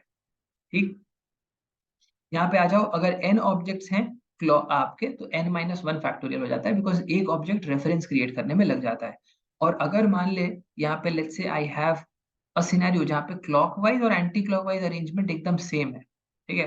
मान लो for example let's say you have Thakur here, Jai here, Veeru here and again Jai here. Jai का डबल रोल है इसमें, है ना? समझ में आया? जय जय हो गया, ठीक है। तो ठाकुर जय वीरू जय। तो अब क्लॉकवाइज जा या एंटी क्लॉकवाइज जा, एक ही बात है। इस सिनेरियो में तेरा नंबर ऑफ अरेंजमेंट्स हो जाएगा n minus 1 factorial divided by 2। तो जब क्लॉकवाइज और एंटी क्लॉकवाइज अरेंजमेंट सेम होता है, उस सिचुएशन में डिवाइडेड बाई 2 करना पड़ता है, ठीक है। और अगर अगर डिफरेंट है तो n माइनस 1 फैक्टोरियल ले लो। आई एम होपिंग के समझ में आया होगा। ये बन जाता है अपना सर्कुलर परम्यूटेशन का केस, ठीक है। इसके क्वेश्चंस थोड़े से कम मिलते हैं, बट प्राइमरली जो बाकी के एलिमेंट्स हैं वो आई एम होपिंग के समझ में आया होगा, ठीक है। Including derangement. डीरेंजमेंट अगेन एक एक इंपॉर्टेंट टॉपिक आपका बनता है, ठीक है। परफेक्ट, चलो अब चलते हैं आगे और थोड़ी सी बात मैं आपको प्रोबेबिलिटी की बताता हूँ। देख, प्रोबेबिलिटी में बहुत ज्यादा चीजें हैं नहीं, बहुत ज्यादा एलिमेंट्स नहीं है। You can take a quick screenshot of this, अब फ्री टाइम पे थोड़ा सा इसको रीडिंग कर लेना, ठीक है। बहुत ज्यादा चीजें इसमें नहीं है, बहुत बेसिक एलिमेंट है। प्रोबेबिलिटी क्या होता है? प्रोबेबिलिटी अगर हमको डिफाइन करना हो तो हम favourable event upon total event बोल सकते हैं, okay. Favourable event upon total event बोल सकते हैं। बेसिक एग्जांपल क्या है? मान ले अगर मैंने एक डाइस रोल किया और उसके अंदर if I am trying to calculate the probability of getting let's say odd numbers, तो क्या ऑड नंबर्स बनेंगे? 1 3 5। तो ये हो गया मेरे फेवरेबल इवेंट्स। तो फेवरेबल मेरे कितने हो गए? 3 पॉसिबिलिटीज हो गए फेवरेबल। टोटल कितने पॉसिबिलिटीज? अगर मैंने डाइस रोल किया तो टोटल 6 पॉसिबिलिटीज हैं, 1 से लेके 6 तक। तो मेरा probability of getting odd number हो जाएगा फेवरेबल अपॉन टोटल। तो ये कितना बन जाएगा? हम्म इसको एक बार give it a read. Probability का ये वाला जो एलिमेंट है इसको एक बार पढ़ लेना। हो सकता है अगर फॉर एग्जांपल तुम्हारा मैथ्स में अच्छा स्कोर आ गया तो क्या पता इंटरव्यू में पूछ ले कि अच्छा, क्योंकि तुम्हें बी स्कूल में थोड़ा बहुत प्रोबेबिलिटी फिर से पढ़ना पड़ेगा, जाके प्रोबेबिलिटी पढ़ना पड़ेगा, स्टैटिस्टिक्स पढ़ना पड़ेगा। तो ये सारे एलिमेंट्स उस पॉइंट ऑफ व्यू से भी इम्पोर्टेंट हो जाते हैं, ठीक। आगे चलते जाओ। ओके, एक दो चीजें यहाँ पे इंपॉर्टेंट है, जैसे फॉर एग्जांपल यहाँ पे जैसे अगर आपके जो अनश्योर एलिमेंट, जो आपका इम्पॉसिबल इवेंट है उसका प्रोबेबिलिटी 0 हो जाता है ना। जैसे for example sun rising in the west, correct. So for example sun rising in the east, sure event, तो श्योर इवेंट का प्रोबेबिलिटी क्या हो जाएगा? 1 हो जाएगा, ठीक है। तो ये कुछ इंपॉर्टेंट एलिमेंट्स बनते हैं, ओके। अच्छा, इसके अंदर एक और इंपॉर्टेंट एलिमेंट है प्रोबेबिलिटी में, which is known as conditional probability. ये कंडीशनल प्रोबेबिलिटी का क्या केस है समझो। देखो, अगर फॉर एग्जांपल मान ले कि दो तीन इंपॉर्टेंट सिचुएशन बताता हूँ, ठीक है। दो तीन इंपॉर्टेंट सिचुएशन बताता हूँ, है ना। क्लियर है? अब यहाँ तक देखो, ओके। चलो, नाउ नाउ दो तीन इंपॉर्टेंट एलिमेंट समझो कंडीशनल प्रोबेबिलिटी के अंदर, ओके। आई एम होपिंग कि सब लोग सब, अभी दिवाली अभी अभी बीती है तो आई एम श्योर कि जो ताश के पत्ते हैं वो तुम समझते हो, ठीक है ना। मतलब इसका दिवाली से कोई कनेक्शन नहीं है। तो जो लोग जुआरी हैं वैसे भी जुआरी ही रहते हैं, है ना। उनको दिवाली से कोई लेना देना नहीं है, ठीक है। बट आई एम होपिंग कि थोड़ा बहुत समझते होगे, तो उस टाइप के क्वेश्चन एक बार देख लेना। वो कई बार उससे रिलेटेड क्वेश्चन आ जाते हैं तो उसकी अंडरस्टैंडिंग पहले से ले लेना जरूरी है, ठीक है। वो हम हम लास्ट में क्वेश्चन में समझना थोड़ा सा आसान हो जाता है पहले से पता हो। ठीक है, अब मैं थोड़ी सी बात यहाँ पे कंडीशनल प्रोबेबिलिटी की कर रहा हूँ। एक कंडीशनल प्रोबेबिलिटी क्या बोलता है, probability of A when B is given as probability of A intersection B divided by probability of B. क्या मतलब है, समझाता हूँ देखो। ओके, मान ले मान ले कि प्रोबेबिलिटी कि तो तेरे घर पे पकौड़े बनते हैं। ठीक है, प्रोबेबिलिटी कि किसी एक गिवन डे पे तेरे घर पे पकौड़े बनेंगे, उसकी प्रोबेबिलिटी क्या है, क्या होगी प्रोबेबिलिटी तुम्हारे घर पे पकौड़े बनने की। चल 0.2 ले लेते हैं, काफी काफी बड़ा प्रोबेबिलिटी है। ठीक है, पर तुम्हारे घर घर पे पकौड़े, गुरसिमरन इज सेइंग कि 1 है, मतलब श्योर ये हर रोज पकौड़े खा रहा है भाई ये इंसान। ठीक है, हर रोज पकौड़े खा रहा है, तो प्रोबेबिलिटी के पकौड़े बनेंगे ये अपना 0.2 हो जाएगा। ठीक है, अब अगर फॉर एग्जांपल मैं बात करूं कि अगर let's say what happens when it rains, ठीक है, जब बारिश होती है। ठीक है, प्रोबेबिलिटी कि आज बारिश होगी, लेट अस से फॉर एनी गिवन डे। ठीक है ना, बारिश वाले कितने महीने होते हैं अपने पास। ठीक है, मान ले फॉर एग्जांपल साल भर में 12 महीने हैं, उसमें से बारिश वाले महीने मान ले 3 है। ओके, तो ओवरऑल एक 365 दिन के स्केल पे देखें तो 1/4 की प्रोबेबिलिटी बनती है। ठीक है, चलो मैं थोड़ा सा और ज्यादा बढ़ा के इसको 0.3 ले लेता हूँ। Probability that it rains is 0.3। Okay, तो प्रोबेबिलिटी प्रोबेबिलिटी ऑफ पकौड़ा बनोइंग व्हेन इट रेन्स, ठीक है, प्रोबेबिलिटी की पकौड़ा बन रहा है अगर बारिश हो रही है। ठीक है, प्रोबेबिलिटी के बारिश हो रही है और पकौड़ा बन रहा है, ये थोड़ा सा हायर होगा। अभी अभी तो गुरसिमरन क्या बोलेगा मेरे को पता नहीं, उसने पहले ही 1 बोल दिया था। अब बारिश में पता नहीं मतलब 200 बोल दिया कि सुबह भी बन रहा है शाम को भी बन जा रहा है। ठीक है, एक ही दिन में दो दो बार बन रहा है। ठीक है, तो probability of pakora then it rains, मतलब तुम्हारा रेन्स के साथ में अगर हम देखें तो इंटरसेक्शन का मतलब समझ में आया कि देख पकौड़ा बन रहा है और बारिश हो रही है, मतलब इमेजिन कर रहा है भाई, नेक्स्ट लेवल। ठीक है, पकौड़ा बन रहा है, इधर पकौड़ा तुम्हें दिखाई दे रहा है, स्मेल आ रहा है, और इधर बारिश भी हो रही है। ठीक है, and that that entire smell of soil is so amazing. तो अब ये सिनेरियो देखो भाई। ठीक है, करने से कि अभी मूड बन गया धीरे धीरे, है ना, अभी धीरे धीरे अभी मूड बन चुका है अभी पकौड़े खाने का। तो अब मान ले इसका प्रोबेबिलिटी लेट्स से क्या है, इज 0.5। ठीक है, काफी हैवी प्रोबेबिलिटी है 0.5 भाई। ठीक है, अच्छा, है ना, कई बात है, तो ये 0.5 बन गया। अब अगर मान ले मुझे कैलकुलेट करना हो प्रोबेबिलिटी कि पकौड़ा बनेगा अगर बारिश, अगर दे दिया कि बारिश हो ही रहा है, तो पकौड़ा बनने का प्रोबेबिलिटी क्या है। If it is given that rain is, है ना, तो प्रोबेबिलिटी यू नो कि रेन अब हो रहा है, इट इज गिवन कि बारिश हो रही है, अब पकौड़े बनने की प्रोबेबिलिटी क्या है। इसको बोलते हैं कंडीशनल प्रोबेबिलिटी। अगर मैंने कोई कंडीशन पहले से दे दिया, उसके बेसिस पे अगर तुम प्रोबेबिलिटी कैलकुलेट करते हो तो उसको कंडीशनल प्रोबेबिलिटी बोलते हैं। ये हो जाता है probability of P intersection R upon probability of R. तो पी इंटरसेक्शन आर क्या होगा कि जब बारिश होती है तो बारिश और तुम्हारा पकौड़े का जो प्रोबेबिलिटी है साथ में, वो 0.5, तो ये 0.5 हो जाएगा। एंड प्रोबेबिलिटी ऑफ बारिश क्या है, 0.3 है। समझ में आया, समझ में आया, तो ये कितना हो जा रहा है, ये कितना हो जा रहा है, यहाँ पे नंबर्स अपन लोगों ने थोड़े से गड़बड़ ले लिए। ठीक है, इसीलिए ये वाला नंबर आपका ग्रेटर देन 1 आ रहा है। The number should never get greater than 1। ठीक है, तो हम लोगों ने एग्जांपल में नंबर थोड़ा सा गड़बड़ लिया है, बट आई एम होपिंग कि crux of the matter is clear कि कंडीशनल प्रोबेबिलिटी को हम कैसे रिप्रेजेंट करते हैं। ठीक है, कंडीशनल प्रोबेबिलिटी को अपन लोग कैसे रिप्रेजेंट करते हैं। सिमिलरली, है ना, जैसे फॉर एग्जांपल मान ली ये वाला 0.7 ले लो, तो ये क्या बन जाएगा, ऐसा हो जाएगा, है ना, लालच के चक्कर में नंबर्स गलत। ठीक है, तो ये अपना ऐसा बन जाएगा, है ना, समझ में आया कि नहीं, फटाफट बोलो। ओके, तो चलो ये वाला पार्ट क्लियर हो गया होगा, है ना। P intersection R means P and R occurring simultaneously, है ना, P and R occurring simultaneously, समझ में आया, तो वो हो जाएगा पी इंटरसेक्शन आर का मतलब। तो ये अपना कंडीशनल प्रोबेबिलिटी बनता है। ठीक है, अच्छा, तो प्रोबेबिलिटी वाला जो सिचुएशन है, एक ही चीज बोलूंगा, favourable event upon total event. और प्रोबेबिलिटी के अंदर जो गेम है वो बाकी लोगों पे डिपेंडेंट है कि तुम पीएनसी समझता है कि नहीं। तो वो प्रोबेबिलिटी के पास अपना कोई गेम है नहीं, it is basically playing somebody else's game. ठीक है, अब आ जाते हैं थोड़ा सा क्विक फोकस एंड प्रोग्रेशंस के बारे में, जल्दी से एक रन थ्रू लेते हैं। देखो, प्रोग्रेशंस का क्विक रन थ्रू देता हूँ, बहुत सिंपल सी बात है। क्या क्या इंपॉर्टेंट एलिमेंट्स हैं यहाँ पे। सबसे पहले अगर मैं अरिथमेटिक प्रोग्रेशन के बारे में बात करूँ, तो जनरल टर्म मेरा बन जाता है a plus n minus one into d, है ना। तो ये मेरा बन गया जनरल टर्म, ठीक है ना। I am hoping that this is clear to you. Bayes theorem को मैं अभी डिटेल नहीं जाऊंगा, बेस थ्योरम मैं अलग से करूंगा, प्राइमरीली बिकॉज बेस थ्योरम से कैट में क्वेश्चंस बहुत रेयरली देखे जाते हैं। प्लस ये मैं थोड़ा सा ऐसा रिवीजन कर रहा हूँ जो इम्पोर्टेंट एलिमेंट्स हैं, की एलिमेंट्स हैं, जिनको छोड़ा नहीं जा सकता, मैं उसके बारे में बात ज्यादा कर रहा हूँ। बेस थ्योरम बहुत सारे लोग स्किप मारे, फॉर एग्जांपल मैं सोच रहा हूँ कि मेरे को नहीं चाहिए 99.99, तो मैं बेस थ्योरम क्या करूंगा, स्किप करूंगा ना। मैं अरिथमेटिक में टाइम दूंगा, अलजेब्रा में कि बेस थ्योरम में, खुद सोच।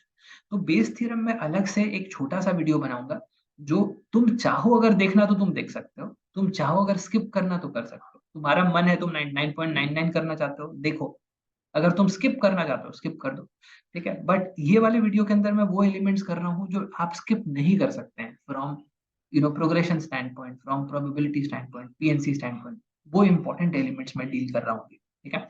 अब देखो फटाफट, T n is equal to a plus n minus one into d, okay. तो ये मेरा बन गया general term of an arithmetic progression. तो कोई भी एपी है उसका जनरल टर्म आप इस तरीके से ले सकते हैं, ओके।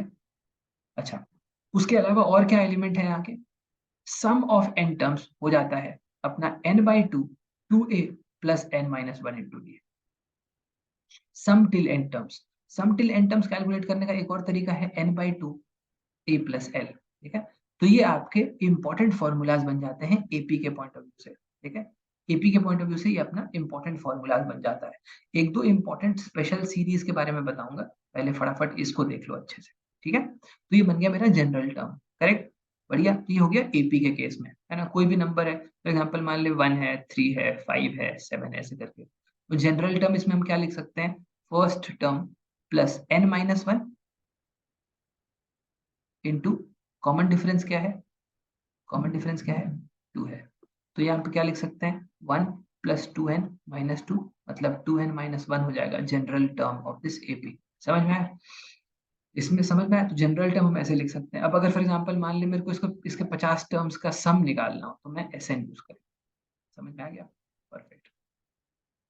अब चलो, इसके अंदर एक और एक दो इंपॉर्टेंट एलिमेंट्स हैं, ठीक है। एक बार ये प्रॉपर्टीज रीड कर लेना, बहुत बहुत मतलब कॉमन सेंसिकल है, should not be a lot of problem, ठीक है। अच्छा, अब अगर फॉर एग्जांपल मैं बात करूं जीपी, सिमिलरली जीपी के केस में मेरा जनरल टर्म हो जाएगा a r to the power n minus one, ठीक है। ये मेरा जनरल टर्म बन जाएगा। और जीपी के केस में मेरा जो सम हो जाएगा वो हो जाएगा a r to the power n minus one upon r minus one, correct. A r to the power n minus one upon r minus one, correct. और सिमिलरली अगर फॉर एग्जांपल मैं इस वाले सिनेरियो में, अगर आर आपका one से बड़ा है, तो ये हम सिचुएशन ले लेते हैं। अगर आर आपका वन से छोटा है तो one minus are to the power n, one minus r. ये सिचुएशन हम ले लेते हैं जब आर आपका ग्रेटर देन वन है, आर आपका लेस देन वन है। आर इक्वल टू वन होगा तो क्या करेंगे, आर इक्वल टू वन होगा तो ये नीचे डिनोमिनेटर में जीरो हो जाएगा, ठीक है। इफेक्टिवली सारे के सारे टर्म्स क्या हैं, सेम है। तो उसमें आपको क्या करना है, सीधा मल्टीप्लीकेशन कर लो, ठीक है। ये सब ताम झाम करने की जरूरत नहीं है। यस और नो बोलो फटाफट, क्लियर हुआ, इज दिस क्लियर, परफेक्ट, बहुत ही बहुत बढ़िया है, चलो, ओके। तो ये वाला पार्ट तो हमने समझ लिया, सम टिल एन टर्म्स। अच्छा, अब इसमें एक और इंटरेस्टिंग एलिमेंट है which is very very important from CAT stand point, which is called sum till infinite terms. अब देखो होता क्या है कि अगर मान ले मेरे पास एक ऐसा है, जिस एक ऐसा जीपी है जिसका आर लेस देन वन है, आर लेस देन वन मतलब डिमिनिशिंग जीपी, मतलब डिक्रीजिंग जीपी। ऐसे ही जीपी में आप सम टिल इनफाइनाइट टर्म्स कैलकुलेट करते हो। अब अगर देख, आर तेरा लेस देन वन है, ठीक है, एक नंबर है जो वन से कम है, जैसे फॉर एग्जाम्पल 0.5, अगर उसको मैं इनफाइनाइट पावर तक रेज कर दूं, ठीक है, 0.5 है मान ले, अगर मैं इसके पावर में बहुत बड़ा कोई नंबर ले लूं, तो ये क्लोज टू जीरो हो जाएगा, यस और नो बोल, है ना। क्लियर है कि नहीं, फटाफट बोलो फटाफट, क्लियर हुआ। चलो, तो ये अपना टू टू द पावर, ये अपना जीरो हो जाएगा। तो ये one minus are to the power है, one minus R, I hoping समझ में आया होगा। तो ये 0.5 टू द पावर अगर मैं बहुत बड़ा नंबर ले लूं तो जीरो हो जाएगा। सेम इसी रीजन से ये वाला पार्ट हो जाता है जीरो। इसीलिए सम टिल इनफाइनाइट टर्म्स हो जाता है ए अपॉन वन माइनस आर। ये कितने लोगों को समझ में आया, बहुत सारे लोगों ने इसको इसको रट मारा था, पर आई एम होपिंग के समझ में आया होगा कि क्यों करते हैं ऐसा, ठीक है ना। तो अपना a अपॉन 1 - r बन जाएगा। तो ये इनफाइनाइट टर्म्स वाला क्वेश्चन भी आपने कई बार आपको देखने को मिला होगा, सम टिल इनफाइनाइट टर्म्स कैसे करते हैं। तो ये हो जाएगा अपना। तो जो तीन प्रमुख चीजें आपको समझनी है अपने जनरल टर्म, सम टिल एन टर्म्स और सम टिल इनफाइनाइट टर्म्स, ठीक है। आगे चलते हैं। और फाइनली एचपी। एचपी बहुत सिंपल है। एचपी का मतलब बेसिक थॉट प्रोसेस ये है कि एपी का रेसिप्रोकल लेने से एचपी बन जाता है। यहाँ पे जो इंपॉर्टेंट एलिमेंट है वो है एच एम, ठीक है। वो क्या है, एच एम है। एच एम क्या है, अगर फॉर एग्जाम्पल मैं बात करूं, अब थोड़ी सी बात में ना मीन की कर लेता हूँ। मान ले दो नंबर्स अपने पास ए एंड बी है, तो इसका अरिथमेटिक मीन हो जाएगा a+b/2। अगर इन दोनों का मैं ज्योमेट्रिक मीन लूं तो √/ab हो जाएगा। और इन तीनों का अगर मैं हार्मोनिक मीन ले लूं तो 2/1/a+1/b हो जाएगा। सिमिलरली अगर तीन नंबर्स हैं ए बी और सी, तो अरिथमेटिक मीन हो जाता है a+b+c/3। और आपका ज्योमेट्रिक मीन हो जाता है abc⁻1/3। और आपका हार्मोनिक मीन यहाँ पे हो जाएगा 3/1/a+1/b+1/c। ये फॉर्म बहुत इंपॉर्टेंट है, बहुत इंपॉर्टेंट है। ये तीनों के तीनों फॉर्म एक बार अच्छे से कर लेना। और इसके अलावा एक दो और इंपॉर्टेंट एलिमेंट बताता हूँ। एक तो बहुत प्रमुख जो हम लोगों ने अलजेब्रा में भी देखा था कि arithmetic mean is greater than equal to geometric mean is greater than equal to harmonic mean. तो ये एक इंपॉर्टेंट सिनेरियो यहाँ पे बनता है जो अपने को समझना है। इसके अंदर एक और इंटरेस्टिंग बात सुन लो, which is am into hm is equal to gm²। तो कहीं अगर तेरे को अरिथमेटिक मीन और हार्मोनिक मीन दिया हुआ है या कैलकुलेट कर सकते हो, तो उसको यूज करके तुम ज्योमेट्रिक मीन कैलकुलेट कर पाओगे। और या फिर फॉर एग्जांपल मान ले अरिथमेटिक मीन और ज्योमेट्रिक मीन दिया है, तो उसको यूज करके हार्मोनिक मीन कैलकुलेट कर सकते हो। तो इन तीनों में से कोई भी दो मीन्स अगर तुम्हें पता हो तो तुम तीसरा कैलकुलेट कर पाओगे। क्लियर हुआ। तो ये आपके इंपॉर्टेंट एलिमेंट्स बनते हैं प्रोग्रेशन के पॉइंट ऑफ व्यू से। एक दो और एक दो स्पेशल सीरीज बता देता हूँ, तो थोड़ा ध्यान से सुन लेना। आई एम श्योर तुमने, ठीक है, वो चाव वाली साइड स्लाइड आने वाली है, तो उसके पहले एक दो स्पेशल सीरीज बता देता हूँ, वो एक बार देख लो। ठीक है। मान लिया फॉर एग्जाम्पल मेरे पास ऐसा सिनेरियो है, इस टाइप का कुछ तुमने जरूर देखा होगा। 7+77+777 +7777, इस टाइप के सीरीज को कैसे करते हैं? Any ideas? Any any ideas क्या करना है इस वाले सिचुएशन में?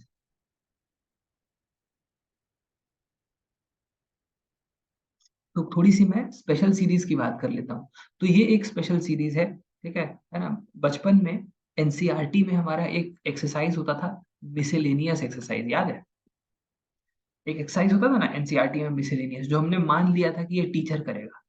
हमने मान लिया था कि ये हमारा है ही नहीं, ठीक है, ये टीचर के लिए दिया हुआ है, हमारे लिए बाकी के एक्सरसाइजेज है।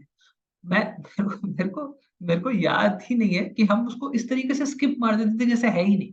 है ना, समझ रहा है कि एग्जिस्ट ही नहीं करता है, ठीक है, समझ रहा है, फॉर एग्जाम्पल उस टाइप का है ना। तो है ना कि ये तो आ ही नहीं सकता है, ठीक है। हम पूछते भी नहीं थे किसी से कि सर ये आएगा क्या।